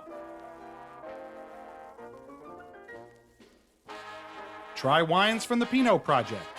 They offer a Rosé, a Pinot Grigio, and a Pinot Noir that was named a top 100 best buy by Wine Enthusiast magazine. All are delicious, priced at less than $15 a bottle, and available at local wine shops and at UBS Arena. Learn more at thepinotproject.com. Please drink responsibly. Okay, so as we said, the Islanders went into day 2 having already picked 3 guys in round 1. They picked Matthew Schaefer, obviously first overall, Victor Eklund, and Keyshawn Atchison at 16 and 17. Day 2, already they kind of left as one of the winners of the draft. But day 2, they actually picked up a bunch of guys who also had some pretty highly touted notices as well. Daniel Prokhorov is a Russian winger. He got picked 42nd overall. He's a big dude. I don't know how you say big son of a bitch in Russian, but that's him. He's like 6'5". He actually came while the rest of his family was at his brother's wedding, which is pretty interesting. Hopefully there's not a rift there, but nice to see him. I'm not going to hold my breath with Russian prospects because we don't know when they're going to come over, but this is another guy who was very high on a lot of people's list. They took Paisan Luca Romano, 74th overall. His game is all about speed. Which is also nice to see. Oh, and it says here that his roommate with Team Canada was Matthew Schaefer. Wow, that's just a coincidence, isn't it? Who knows? But he got he was drafted well later than a lot of people had him on their list, meaning a steal. Thomas Politin, I believe, is out of the Czechia, taken 106th. He's not a high-scoring guy, but again, a grinder. He was the captain of the under-18 team, again, with the Czechs. And, seems like a guy who has hockey smarts and isn't afraid to get to the dirty areas. Sam Larelia came out of, I don't know where. I think I'll find out. Hold on one second. Larelia came out of, USHL and led his Fargo Force in assists. He had 41 points in 57 games. Not a big guy, but, has got a lot of nice notices. He was going to play at North Dakota next year. The goalie that they took, because they got to take one goalie, is Burke Hood, who was taken 170th overall. Another big dude, 6'3", started out his season as a backup, ended up coming a starter, 19, 13, and 6 for the Vancouver Giants of the WHL. Again, pretty raw, but also a big guy and has a lot of athleticism. And then the last guy in the 7th round that they took was Jakub Kvasnica, I think is what it has pronounced. I'm not sure. Bill Daly, I think, butchered it too at the draft. Another U.S. development program player, also Minnesota guy. and he's another forward, and he's committed to Minnesota for next year. All of these guys, these 6 guys that were taken on day 2, seem to again be taken lower than where they were ranked, which was kind of what you want, and help the Islanders get really, really good notices from the draft prospect grifters and perverts and charlatans and frauds again. And all I gotta say is, like, I think it's kind of better to have these people on your side than telling you sucked. I guess is the best way to put it. We don't know. I mean, I don't think all these guys are going to end up being stars for the Islanders, obviously, but getting good notices on draft day is always nice. That being said, this is not the only time the Islanders have won a draft. You'll remember they came out winners in the 2015 draft, where they went in with no picks and walked out with Matt Barzal and Mathieu Beauvillier. I believe they were also winners at the draft where they took Atu Ratu in the second round. I might be wrong about that. Became a huge part of a big trade. And obviously I think they were winners last year too, with getting Cole Eiserman late as well. So any of these guys stand out? Any of these guys kind of draw your attention as looking pretty good? I'm looking at the Islanders website right here, and they have Polatine with 2 jerseys here. That's really weird. They forgot Romano. Sorry, Luca. They should put him in there. They forgot Larilia too. Anyway.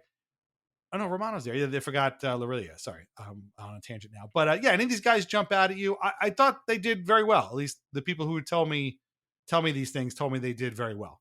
And so I'm excited to see how they turn out. But any of these guys jump out to you? No, not really. I mean, I don't. Prokhorov was huge. That's really the thing I took away. People seem to really like Romano, but I'd be lying to you if I said I had any idea on how these guys will work out, how they did. So I wish them the best. I always find the second day of the NHL draft to be extremely strange, hard to watch, hard to pay attention to. You always hear, there's going to be, it might not be, the picks are going to be coming fast and furious. There's going to be a ton of trades, and the trades are always nope. Carolina trades, pick 51 to Seattle for picks 78, 79. Can I just say, the Penguins and Hurricanes can both go straight to hell. These guys constantly, they're getting 2 more picks. Great, you got 2 more picks in the 6th round. Okay, great. What am I? Well, that's how you do it. Okay. Yeah, okay. I don't care. Great. Sure. All right. Remind me of that in 3 years, and we'll see how it works out. If it does, great. I know I can't take it. It's just so annoying. Yeah, but other than that, no, I got really nothing to say. I obviously hope these guys, work out. What was the most exciting thing that happened on date 2? I mean, it was the whole draft, right? We heard. I think the infamous tweet was from Cam Robinson, which was like, if you losers could, if only a fraction of the things that we're hearing about that you losers have no idea is going to happen at the draft, it's going to be one of the most exciting drafts ever. And nothing happened. The Islanders trade was officially announced at pick 16 because I think they needed to pretend like there was a trade during the first round to make it more exciting. But then other than that, what was the most exciting thing that happened? John Gibson got traded finally. We can stop hearing about that. Then that's about it. So it was once again, as we say every year, all these people the draft is going to be crazy. And everyone's like, no, every year they say this and nothing happens. So, right. Yeah. No, I agree. Again, these people that I hate are telling me that these guys are good. So it's a very conflicted, a lot of conflicting feelings right now. But you watch these guys, you could look at some video, whatever. But like I said off the top, there seems to be a direction for the team. They didn't just seem to sometimes it seems like just a random selection of guys, or they're just who, even the guys on the TV are I don't know anything about this guy, where it's some kid from some far-flung place in Sweden or whatever. But they seem to really be focused on a couple of things. Size. Again, Prokhorov is a huge guy. Hood is a huge guy. Romano is a little guy, but his game is speed. I think Larilia maybe too, in that same kind of vein. Polatine, again, not a high-scoring guy, but seems to have some leadership ability. and Kvasnica, I'm not 100% sure of. But again, another guy who seemed to have a lot of people, he's had some success. He was on the IIHL under 18 Team USA. They won a bronze medal. So like these guys are committed to colleges and things like D1 colleges. And so there seems to be a focus on players that have size or speed or leadership or that kind of thing. And so I think I'm fairly happy with these guys. Again, I don't expect all of them to be NHLers or stars or whatever, but I did think it came out pretty well. And again, if you read the breakdowns of draft grades, the Islanders are getting A+ across the board. Here's the thing is, getting an A+ and quote unquote winning the draft doesn't mean jack shit. It can mean absolutely nothing. Again, the Islanders have won the draft before. Garth Snow won drafts. Like, this has happened before. And they've gotten a couple of good players, and that's about it. And honestly, if you get 2 good players out of a draft, that's a pretty good draft. You get 3 or 4, that's a terrific draft. And if all of these guys end up playing, oh my God, this might be the best draft ever. So I like getting positive reviews rather than negative ones. A lot of the grades are kind of all over the place. The Penguins have gotten shit on for their picks, but other people thought they did okay. The Leafs are getting shit on, which is always nice to see for their picks. The Panthers have gotten completely shit on, but guess what? They got 2 Stanley Cup rings clogging their ears. They don't care. Their concerns are elsewhere other than the draft. Now, that being said, you said people were like, oh, the draft's going to be crazy this year. Well, it was, but not for the reason that people thought it was going to be crazy. It was crazy. This was the decentralized draft, Kyle. This was what 26 general managers voted for. Everybody was back in their war rooms in their respective arenas or whatnot, and they all called in to the draft at the Peacock Theater in LA via Zoom. And as we all live in a Zoom video call world now, it sucked just as much as all of those Zoom calls we all do at work suck as well. Right from the jump, Gary Bettman walks out of a Star Trek transporter, like the shoop thing opens and he walks out as if he is just transported in from some far-flung place in the galaxy. And already you're like, oh my God. So he announces Schaefer. He's the only non-celebrity, to announce a pick here. He announces Schaefer, and the first thing they do, he gives him this jersey. It's got the ribbon on it. It's got his mom's initials. He's crying. Everybody's crying. What do? They take him into the NHL Draft House. It's like a little booth. He has a Zoom call with Mathieu Darche, Trent Klatt. I guess Patrick Waugh was the other guy there. I'm not even sure. And they talk to him in a very awkward video call. And then you're like, okay, that was very weird and awkward. And then it just kept continuing for the next 4.5 hours. And again, these are Zoom calls. We all know what Zoom calls are like. They're disasters. I think it was Anton Frundell had his call with the Blackhawks. There's a friggin' echo, and you could hear him. You could hear him talking to the Blackhawks on their end, right? When Higgins gets picked by the Bruins, he goes there, and the Bruins are on mute. They can't even figure out how to use Zoom. They're like, well, we'll get back to the Bruins later on. Like, yeah, we've all been there. I mean, and I actually put out on Blue Sky. I mean, James, you really want to join a team that doesn't know how to use Zoom? Come on, dude. The Utah room, when they drafted Caleb Denoyer, their background in Zoom was just black. It was just a black background. So it was Ryan Smith, I guess, Bill Armstrong, and I guess the coach, and a black background. And it looked like the friggin' Kryptonian tribunal from Superman, where they're going to sentence this poor kid to the Phantom Zone. And it's just all black, and it's very weird. The Goo Goo Dolls were there to announce Buffalo's pick, which, I mean, I like the Goo Goo Dolls, but they are looking very old these days. And it was just a disaster. It was a complete insanity thing. I never want to see this again. It was interminably long. It was incredibly weird. I don't think anybody had any fun. The kids tried to make the best of it, but please, nobody wants to have Zoom calls with their new boss in front of an arena full of people in the NHL. It was just Steve Mayer needs to be put on trial for his crimes. I get that he's the guy in charge of this kind of stuff. And again, the 26 general managers who voted for this need to also answer for this, because it was bad. Some of my favorite things are on the second day when Steve Yzerman drafted Carter Bear, and he's got the Zoom call and he's like, hey Carter, Steve Yzerman here. Yeah, I know. It's Steve Yzerman. I'm looking at your face. I'm pretty sure I know Steve Yzerman. I thought that was really funny. So you got to watch a little part of it when you went home. I mean, what did you think? Like, I watched the whole stupid thing, so maybe the biggest asshole is me, but it was not good. I mean, it wasn't even like fun bad. It was just bad. Yeah, I mean, I didn't watch much of it because I was at the UBS, but and it was a completely different experience, obviously there.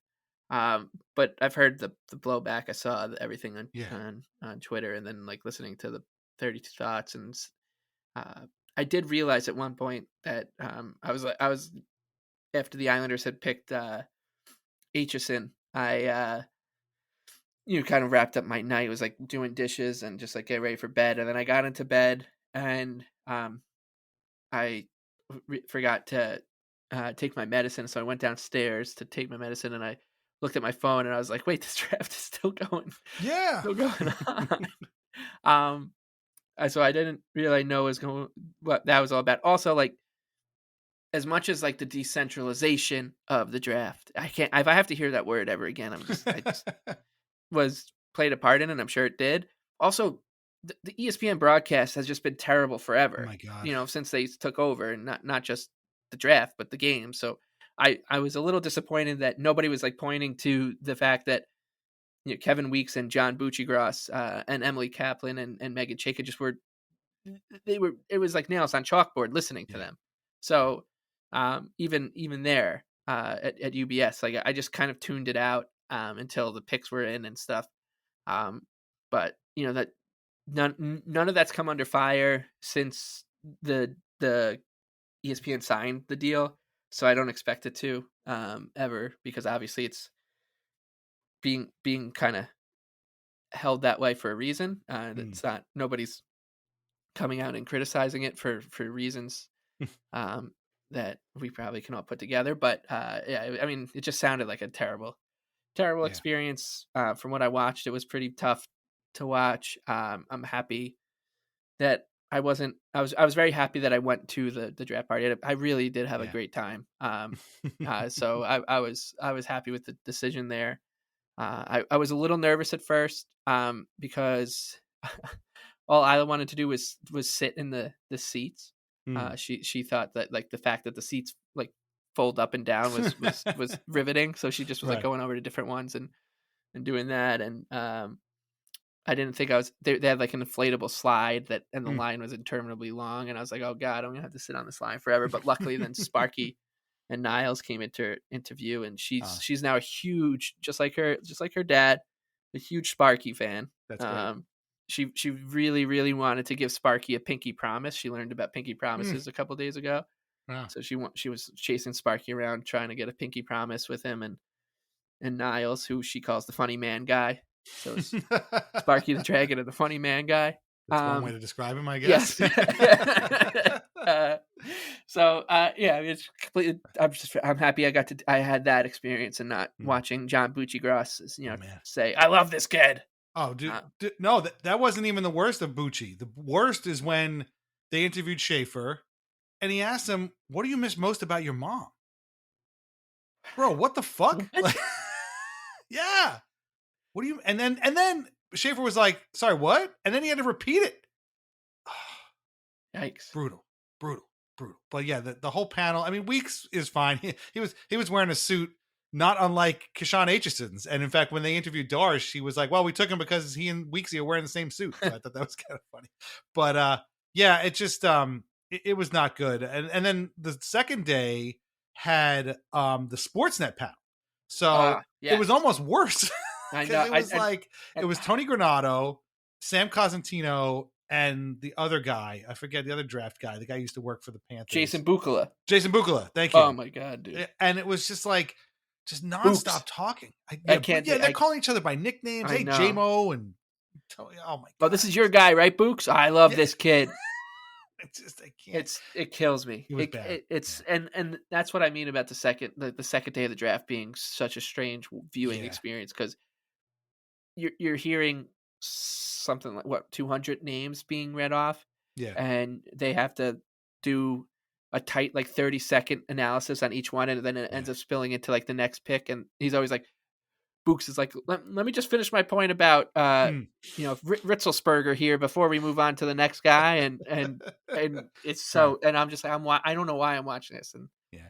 And they're making picks during commercial breaks. So Yeah. while you were out, the Rangers, Ducks, and Flames all made picks. And then they got to go back and talk about those guys and then talk about these new guys. And it's a mess. And like, maybe there's no good way of doing this, but this way was definitely not the way. I mean, the second day, there's only so much you can do. It is a lot faster. And they move things along and almost a little too fast maybe, but it was what it was. I can't complain too much, although the Sportsnet guys are a little hard to listen to. But the first day just should never be done ever again. And the whole reason this happened was because the general managers don't like people spying on them while they're all talking in their different whatever tables. Why not just put them all in different suites?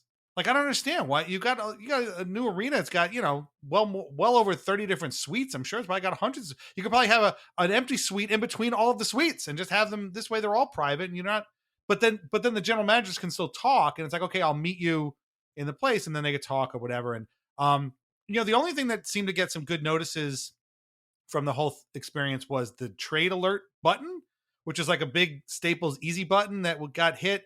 And then all of a sudden the entire arena went completely red, like the inside of a submarine from Hunt for Red October. It's like, rah, rah.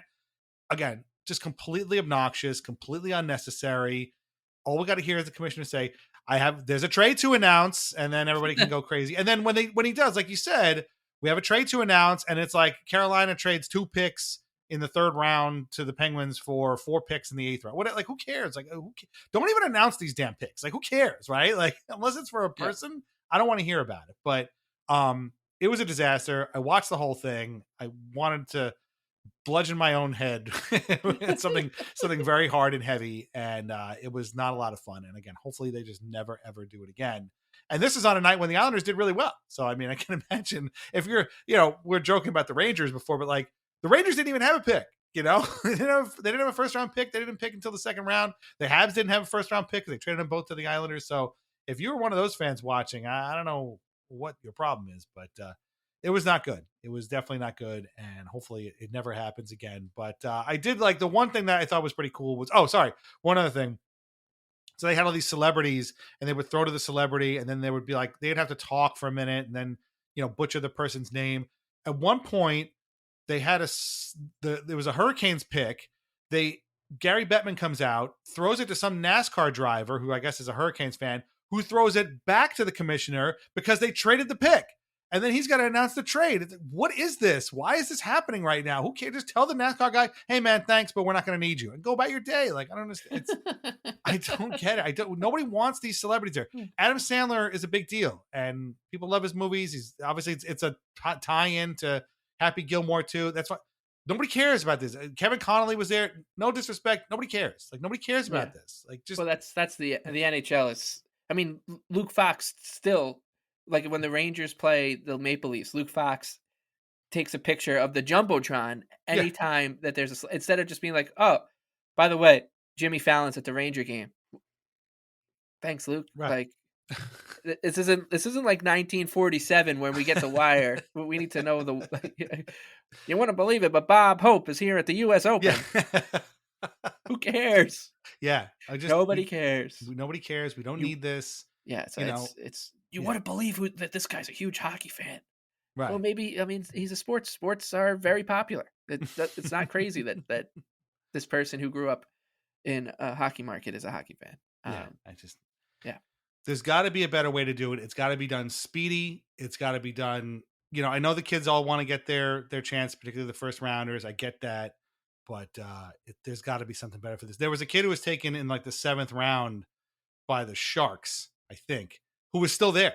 And he came up and got on stage in day 2, and he was wearing like a hoodie, like he was very comfortable looking, and it was like really cool. At one point, it had cleared out so much that you could like see individual people. And Bill Daly called up this kid who was a Kings fan to announce the Kings' next pick. Like, that's pretty cool, But again, at that point, like, just we need to move these things on. And like that was kind of neat, but at the end of the day, there has to be something. There has to be a better way to do this, and I don't know what it is, but Steve Mayer doesn't know either. So hopefully they can figure it out. Okay. And that's it. That's our draft wrap up. Oh, sorry. No, it isn't. Obviously other teams are picking and different guys. I do have to point out, by far, my favorite draft pick that is not an Islander came on day 2, very late. He's a goalie, and he's now property of the Dallas Stars, and he's from Finland, and his name is Mans Goose. And I believe he is half man, half goose. I'm not even kidding about this. Mans Goose. So Mans Goose, you have a fan in me. I just gotta say, I'm excited. Hopefully he can make the NHL and fly in that way. All right, we got to move on. I don't even want to get into Pat Verbeek and the whole Roger McNeil. Oh my God, just such more tough negotiating from yeah. Verbeek. I knew they were going to take that. We don't have to discuss it. We'll just sum it up with what we'll steal what Elliot Friedman said about them on 32 Thoughts, which was, boy, would I love to be a fly on the wall listening to Steve Yzerman and Pat Verbeek go at each other negotiating a trade. I know. I could imagine. Yeah, it's just like two Rams just butting heads. Yeah. Hey, we'll give you. You want John Gibson? Yeah. All right. Well, just Mrazek and something. Sure. Cool. All right. Thanks, bud. Talk to you later. Yeah. John Gibson. Yeah. Obviously, that was a big trade. Traded to Detroit, and I heard he got injured on his way to Detroit already. So good job, Steve Yzerman. So yeah, we'll have to see. But yeah, so Mans Goose is hopefully has a much more successful and healthy career than John Gibson. Okay. We're going to take our second and final break now. This is a bit of a longer break, but when we come back, we will get back into more Islanders topics, including some signings, some RFAs, a new coach, and then we're going to talk about some unrestricted free agents that we might be hearing more about on Tuesday. So meet us on the other side of this break, and we'll wrap things up. Thanks.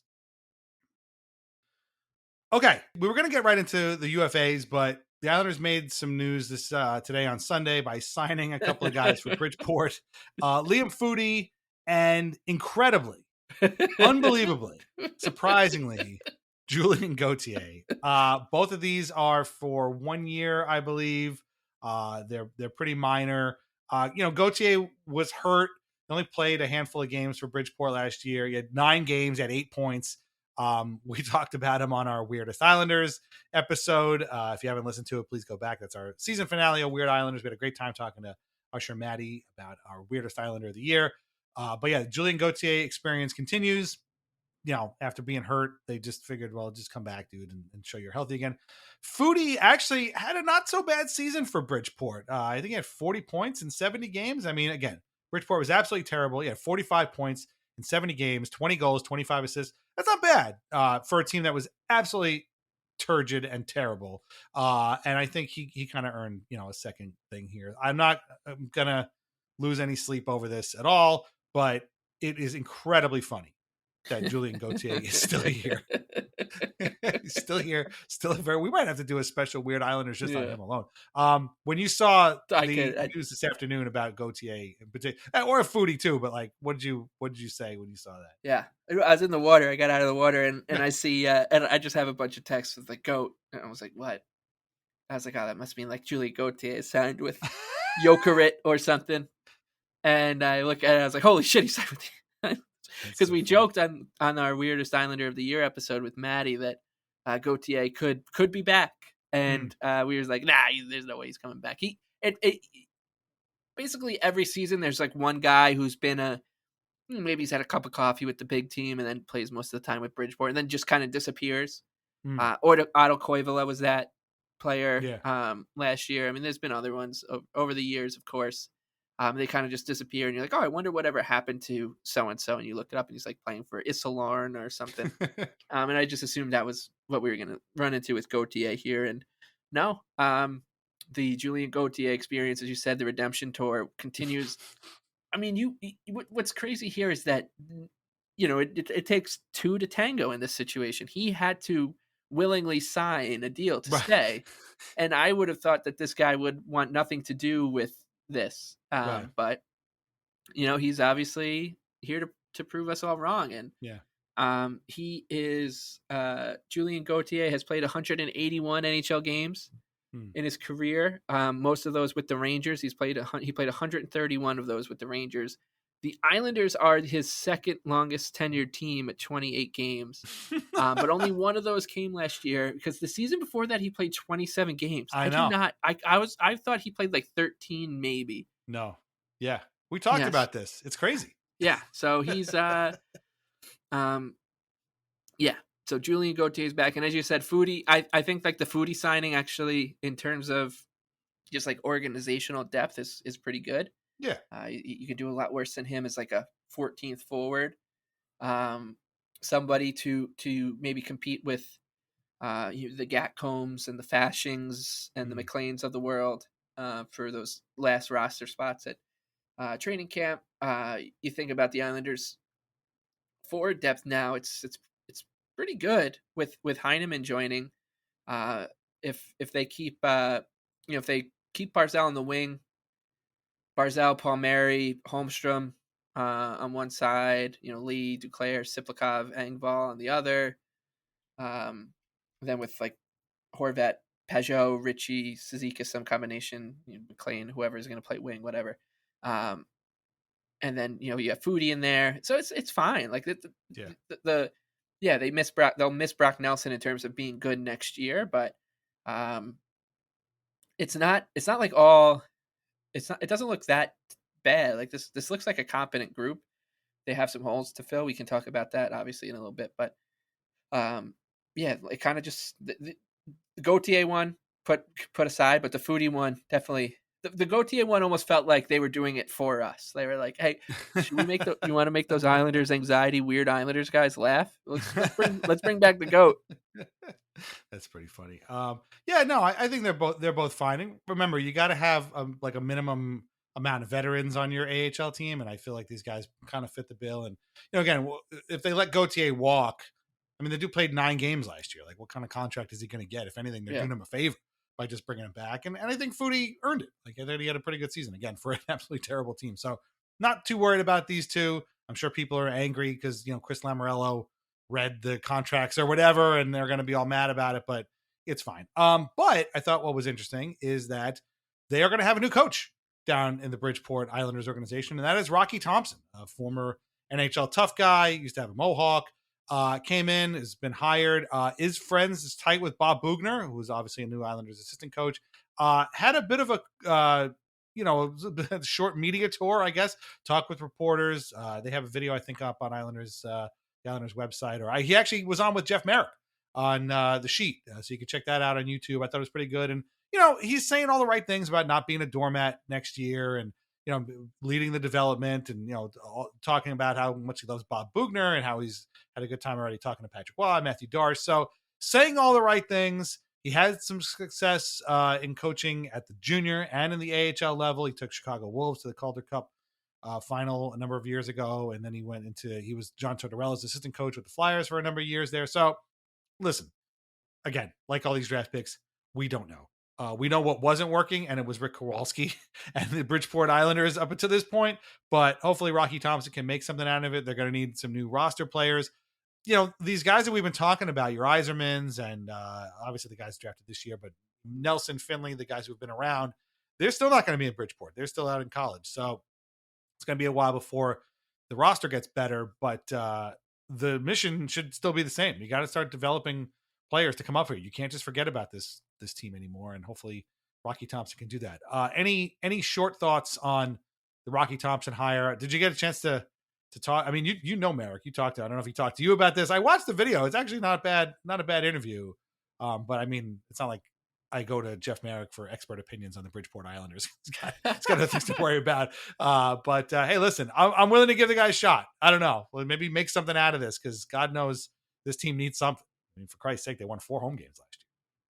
Which is still crazy to think. I know. I mean, who knows how it works out? Hopefully it goes well. It sounds like, as you said, he's saying the right things and all that. And he's Rocky Thompson's like a hockey guy. So love seeing a guy like that in the organization. It's fun.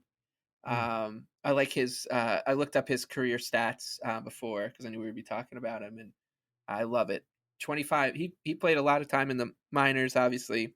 And did have a couple of jaunts in the NHL with the Flames and Panthers. He totaled 25 NHL games, 0 goals, 0 assists, 0 points, 117 penalty minutes for Rocky Thompson. So like having a guy like that around. But yeah, and I remember, there was always that thing, like the John Tortorella saga in Philadelphia was really kind of just annoying to listen to. They're like, oh, he's coaching from the skyboxes these few weeks. He wants to watch from above.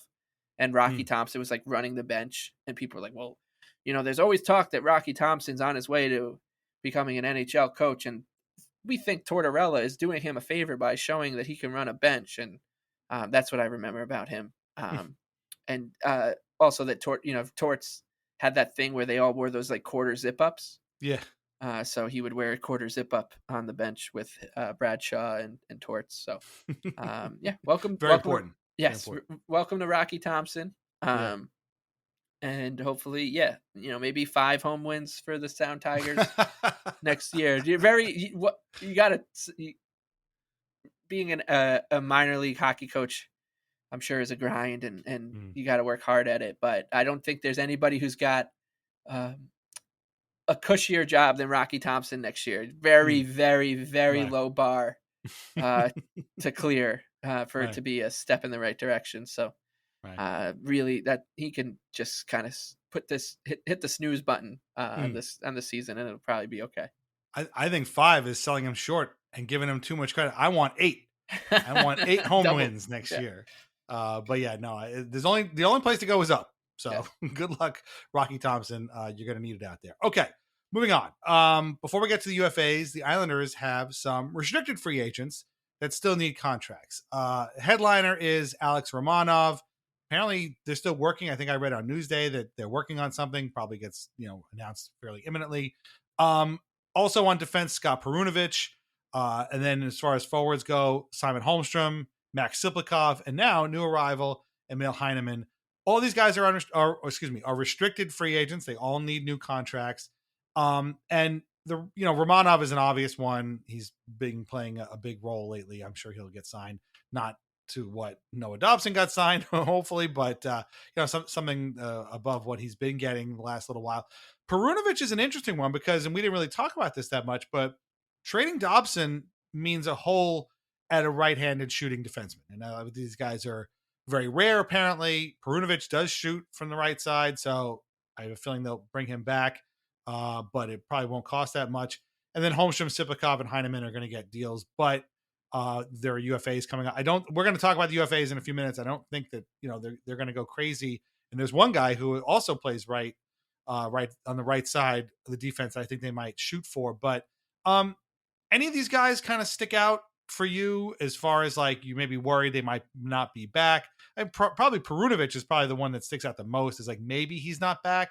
But I mean, obviously Holmstrom, Siplikov, and Heineman are going to get signed, and Romanov is probably hours from being signed. So Perunovich might be the only guy at the outside. But what do you think of these 5 guys? And who do you think gets the most of the? Probably Romanov, I guess, right? Yeah. I think Romanov will get him and Holmstrom. I'm really excited to see what they signed Simon Holmstrom to.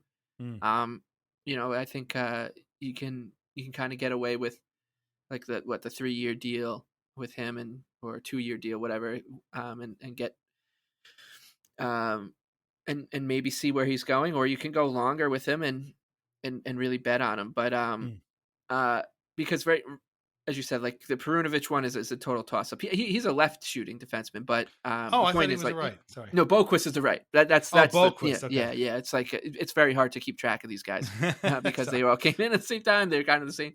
But Perunovich, I kind of want him back, and I think you just do the very low risk. He's a UFA next year, so you give him like the 1 year, $1 million. Hey, go for it, buddy. Go for it, Scooter. Kind of deal. But Romanov, Siplikov, Holmstrom, and now Heineman, you'd assume eat up a good portion of the like $21 million of cap space they now have, and without Dobson, they have some money to work with. But if you think those guys come in at if you kind of get those 4 guys, Heineman, Holmstrom, Siplikov, and Romanov in for like 14 million-ish, I think, or less, that would be great. Leave yourself with 6 or 7 million, whatever, to work with. I don't think you need to rush into like worrying about getting Mark Gatcomb under contract or anything like that. And then you can I think you can kind of use your time with Perunovic as well. But yeah, I've got no concerns. I'm assuming that Romanov signs around what that $5 million for between $4 and $5 million. I'm guessing would be a good deal. Yeah. Holmstrom $4 million, Siplikov $3 million. I mean, I'm making these numbers off the top of my head, but that's 12, right? And then Heineman $2 million, and that gets you to like 14 to leave you 7. Yeah, no real concerns about them. I mean, Dobson was the only one that kind of looked like he would could be a headache and it turned into one, but was quickly dealt with. Yeah. But yeah, I don't know. And what I think Heineman and Holmstrom, kind of as whether they both shoot left, so you'd assume they play on separate lines. And Siplikov, like they all kind of feel very like the Islanders can build themselves a nice bottom six, middle six with with these 3 guys on the wings. Like they're all going to be really annoying to play against. They're talented. They have good shots. I mean, Siplikov is a big guy to deal with. So I don't know. I feel like the Islanders are starting to become a lot like the identity's coming through a little bit more than it has already with the way that they're I think they'll be a little bit more of a natty team to deal with.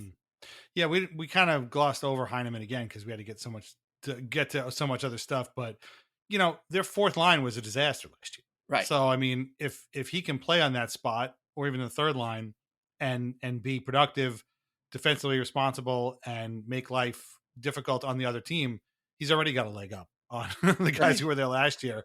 Again, if you remember, the Kyle McLean, sequel season was a complete no-show. Like he was absolutely terrible. So I mean, if Heineman is an upgrade to that, I mean, maybe we put Zizekas back at center. What a crazy idea that is. And him and Heineman can kind of go to town. And we know that Pajot and Holmstrom have some chemistry. So, I mean, that's the making of two pretty good bottom lines right there. I mean, again, we don't know what's going on with Pajot. He's got 1 year left. So, yeah, I'm with you. I forgot to mention off the top, the Islanders currently have $20 million in cap space. So, yeah, if they were to spend 14 on these guys here, and then it leaves you with 6 or 7 to play with for the UFAs, that's pretty good. I could see actually Holmstrom maybe getting 3, and then maybe Siplikov 2.5 or 3 as well. So I don't know. We'll see. I don't know what those guys want. But Romanov, I think is probably I'm guessing 5.5. I'm actually going a little bit higher than you have. But and Perunovic also is weird. So yeah, I thought he was a lefty, but he's a righty. So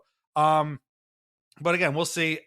I think it's good to bring these guys back. I don't think they're going to cost that much, and I don't think it's going to be that hard to bring them back. But the Islanders might want to leave some room open because July 1st is free agency day. And this year, there's a couple of guys at the top of the list that are not coming to the Islanders. As much as we'd all love to think that Mitch Marner is going to come here and hang out with his friend Matt Martin, who is now, we're not even going to get to talk about Matt Martin, special assistant to the GM, retired. I think we kind of talked about him already, but I don't think Mitch Marner is going to get a chance to come and hang out with Matty Martz in the Islanders locker room. Nick Ehlers is the next highest one, and then I guess Brock Besser, maybe Aaron Ekblad, Brad Marchand right behind them. So maybe 5 guys at the top of the list, but it is not a super high end UFA class. Ehlers is a guy that a lot of Islanders fans want. I highly doubt he's coming here. He wants to play for contender. I don't think the Islanders fit the bill. I'm not a fan of Brock Besser that much at all. He doesn't really stick out to me as a guy the Islanders should want. I can imagine he's probably going to go to Minnesota or something, but we'll see. If they sign him, I wouldn't be mad about it, but I don't know. To me, he doesn't really scream, go out and get this guy. And I don't think the Islanders are going to do a ton in free agency. So if you're expecting some big fireworks on July 1st, I would not. We are, however, going to be having another chat over at the Patreon. So if you sign up for either one of our tiers, either the Uncle tier or the Country Club tier, you can get into the chat, talk all day about the different signings or non-signings. We had a great time at our draft chat. Everybody was super cool. The number one rule I put into the chat was do not be a dick. And I'm happy to report nobody was a dick. So it worked out pretty well. So we're going to do it again on Tuesday for free agency day. That said, I do think there are some guys that the Islanders might want to look at. I don't think they're going to cost that much, and I think they're the kind of guys that they could bring in and maybe help them a little bit. We thought Anthony Duclair was going to be a huge get last year. He ended up having a nightmare of a season with groin injuries. But the number one guy on the list, and I'm going to throw it right to you after I talk about this, is, again, right-handed defensemen, right-shooting defensemen are kind of hard to come by. But there's one guy who's available this year, and I'm not the first person to have mentioned him, too, in connection to the Islanders, because he played in Tampa Bay, which was run partially by Mathieu Darche, and that is defenseman Nick Perbix, who is a UFA. He's 27, was making $1.1 million on his last contract. Had 19 points last year, which is one less than Tony DeAngelo did for the Islanders, but he's 2 years younger than DeAngelo, and again might have a relationship with Darche going back to their days of the Lightning. Not a great offensive defenseman, but certainly seems like a guy who's got a good motor, can make a nice pass and things like that. Does he? I mean, to me, he screams Islanders. Like, I don't know, am I crazy, or is he a guy that might be on your radar as well? No, he's definitely someone that I've got on every offseason for a while. I used to predict that Mathieu Darche would be the Islanders' big signing, because that's like what they were doing back then. Right. In that snow era of finding guys who were maybe like the 12th or 13th forward and giving them a bigger role.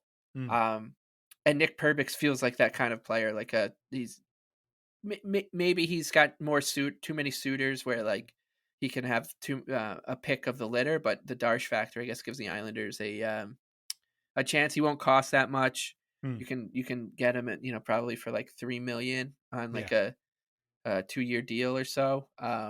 Nothing that'll be crazy. Steady guy. We know him obviously just from Tampa, and I remember not this season, but the year before, everyone was like, "This guy is, the most underrated player in the league." Is that the Lightning have done it again? And then they kind of like I don't know if he just had a down year or something, but you didn't hear that as much this season as you did last. So he was definitely someone who I had as a potential target. I just wonder if because, as you keep saying, right, like right D is going to be a spot where a lot of people are going to be shopping there, and there's just not that many. I mean, you're looking at Ekblad, Nate Schmidt, Ekblad, Dante Fabro was on my list, and then the Blue Jackets went and extended him today. So yeah, and then like Tony DeAngelo is talking about timing. Like he's probably like the 5th best right D free agent, right? Out there. So you'd assume if they bring back DeAngelo, they just go into the next season as a okay, this is the blue line, right? You got Polak, Pelech, Mayfield, Schaefer, Romanov, whoever, and Romanov and Romanov and Boquist, and then DeAngelo is Perunovich is like the extras, George behind them. So I would say that Perbix, if I had to pick a right D outside of D, like if I were to rank them probability wise, who's coming to the Islanders, Tony DeAngelo would probably be number 1 because he was already here, and then Perbix to me would be number 2. I could also see I could see them doing like, not that I'd want it, but like just going after one like Jeff Petrie, for example, just being like, bring this guy in, vet minimum 1-year deal, and he can, if he wants to keep playing, he can play here on a very limited role. But the options aren't all that inspiring for us, especially for guys who are under 30, which is why I didn't have Petrie on the list. And Perbix, you might be thinking like, well, why not just re-sign DeAngelo? Well, Perbix is 2 years younger, and he's not Tony DeAngelo, so it's like there's reasons to be, and he's coming again from Tampa. I think he's got again the championship pedigree, so I kind of rather have him if I was going to choose between the two of them. So we'll see. But like you said, as one of the few right-handed defensemen out there, he might have a lot of suitors. So we'll see what happens. Another guy on my list, just shy of 30 years old, is again, my second defenseman was Dante Fabro, and as soon as I put him on the list, the Blue Jackets signed him again. So what are you going to do?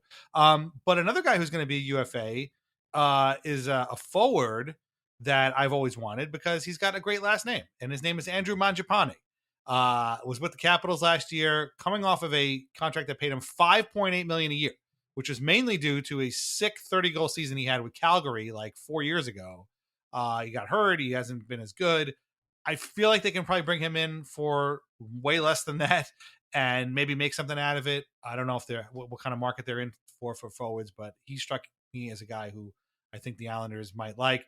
Another guy was Jonathan Drouin, who's still only 30 years old, plays both wing and center, coming off a contract with the Avs that paid him $2.5 million a year. I'm assuming that he and Darche crossed paths again with Tampa. He might have been there before Darche. I'm not even sure, but seems to have resurrected his career after a couple of lost seasons there. Skilled guy, I think might still have something left in the tank. He's only 30 again, which I was kind of surprised. Seems like he's been around forever. But do either of these guys you think interest you or interest the Islanders at all? I mean, I don't know if forward is really something that they're really looking for, but I feel like these two guys might fit almost a little bit like Duclair last year, which is like they might be looking for stability, a nice place to play, the schools, all that kind of stuff, and a cool locker room and stuff to kind of find themselves again. And they stuck out to me. Again, I was looking for guys under 30. So, and there's other dudes that are older than they are, but these two guys stuck out to me as being like, you know what? I wouldn't mind taking a run at either of those two guys. Yeah, well, you forgot that Andrew Mangiapane has already signed with the Maple Leafs because he's from there. He's a local product. He's a local boy. He knows Brad. He knows Tree. He knows Tree from Calgary. You're right. So yeah, he's already scored 11 goals for the Maple Leafs this season. So yeah, I think he's gonna have a pretty decent market because he said like the age is there. He's got the 30-goal season in his past. He was decent for the Capitals. Yeah. Last year. But Drouin would be fun, right? Like that'd be a fun one to have around. I like it. I don't really know what they're gonna do up front, right? Because I feel like like in a weird way, the bottom six should be set with the Heineman addition. You'd think that if they have enough middle six forwards, and middle and bottom six forwards, wingers. With Heineman, Holmstrom, Siplikov, Engvall. I'm feeling a huge season coming from Engvall. Like huge season. Engvall, Cizikas, Pajot, like Duclair, Palmieri. Like you feel like if I just don't know what they want, like what they're gonna want. So that's why I think that it almost is. I think the most likely thing that happens here, it's boring, is that they almost just don't do anything, and like they normally have done. They bring in one or two guys, like the depth guys, like I don't know, Mikey Esamont, who he's like too. He gets shots off. He's a good little spark plug. I don't mind him. I don't mind Frank. Like and I'm not even being tongue in cheek here. Like I actually think Anthony Beauvillier would have a decent role to come back. Thought about that. That'd be fun. So there's like Justin Danforth. They could just target good penalty killers like Justin Danforth. I know whenever we play the Blue Jackets, he's killing penalties. Tanner Jeannot jumped out at me too. Tanner Jeannot, right? Yeah. Tanner. But so I really have no idea. I couldn't.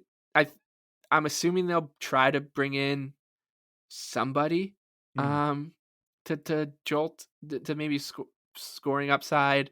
In case I guess you almost need like a backup option if Duclair's just not a fit here, which would be really unfortunate. And there's certainly guys like Victor Olofsson you can get to play that role as like the backup Anthony Duclair in a way.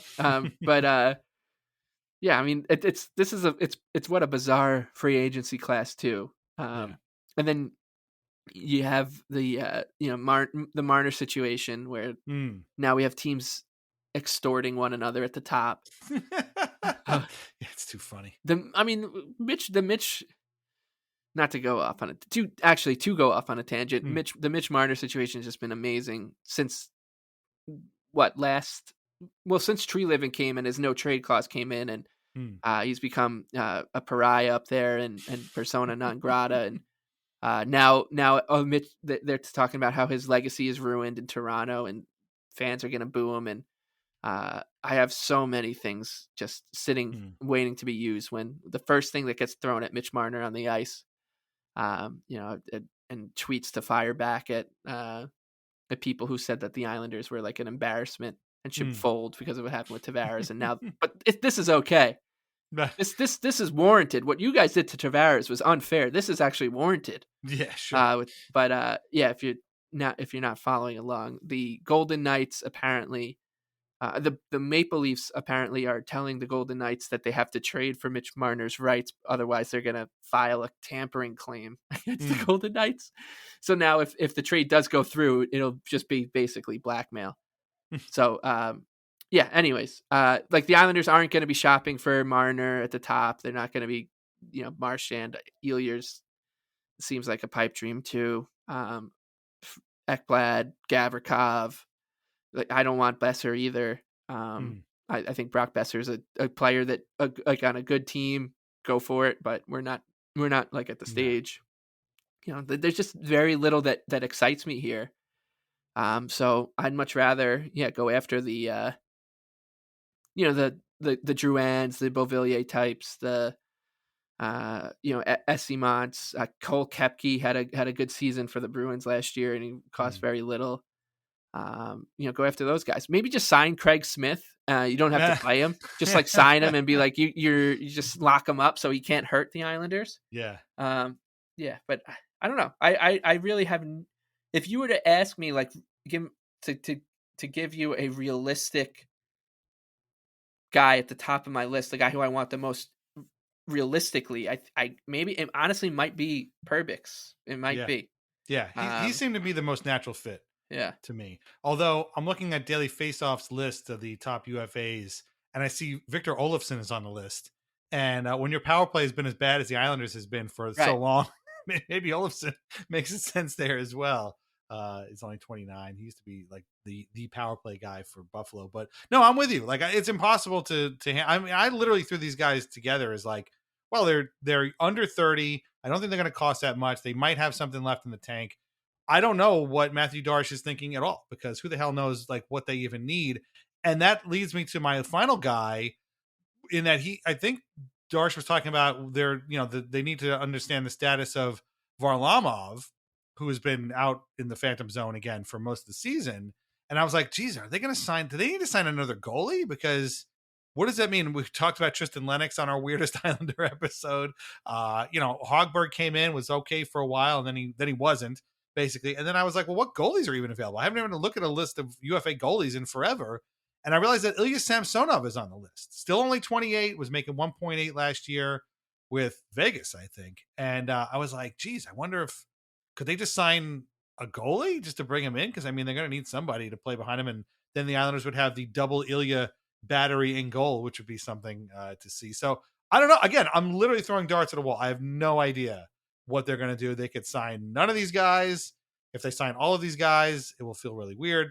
But the only guy to me that made the most sense was Nick Perbix for a lot of the levels. But other than that, I'm totally out of it. I would love to like stoke the Mitch Marner fires. But I just can't in my true heart do it. Until he signs somewhere else, it's still, you never know. Right. So why not? Yeah, let's go get Mitch. Matt, as you said, Matt Martin's now on the staff, so go bring. Just go for it. Go for it. Go give him every bit of the cap room, and he can figure out. We don't need to sign Emil Heineman. We can just, I'll take Marner. Right. Yeah, exactly. But yeah, and goaltending wise, I it's a good point. Like, what do you do? Like, you just go. I don't know. I don't know what to do there. I'd much rather go get like Sammy. I don't know. Like, I have such a that's a tough one for me to come around on. But like you go get like an Alex Lyon or something. Yeah, no, and thanks. Like just be like, we don't know. But at the same time, why would Alex Lyon sign with the Islanders when he'd be like, well, right. You already got maybe two guys, and then also got the Hog, and I don't know. So right. Yeah, I mean it's in a funny way. Like, put yourself on the other side, right? Like, we don't know what the Islanders really need or want, because they already kind of have a little bit of everything. And then if you're on the other side, right, you're a free agent looking at the Islanders, you're like, well, what the hell is this team doing right now? They've just got the number 1 pick. They've got all these young guys coming. Where is this team? Where do I fit in? I don't know. So yeah, they're kind of in this weird no man's land, and that's why someone like Beauvillier makes a little bit of sense, because like there's that familiarity, so you can just be like, yeah, I don't care. I'm just happy to be back with my buddies. Right. Well, again, that's where Perbix comes in too, So, I mean, I could just list off Lightning guys all day, So, Darche knows this guy, but maybe he doesn't want him. Yeah, Essimont was another one. Yeah. There was another guy too on this list. I can't remember. But the goalies, as I'm going down the list, and we'll wrap this up in a minute. As I look down the goalies, all I see is like guys we've been making fun of for years and years and years. So, like Alex Lyon, Anton Forsberg, Dan Vladar. Samsonov is one of them. James Reimer is another one. David Rittich. Who was the other guy here? Oh, Georgiev. Please do not sign Alexander Georgiev. Please don't do that. Imagine they bring him Ed Tony. Oh my God.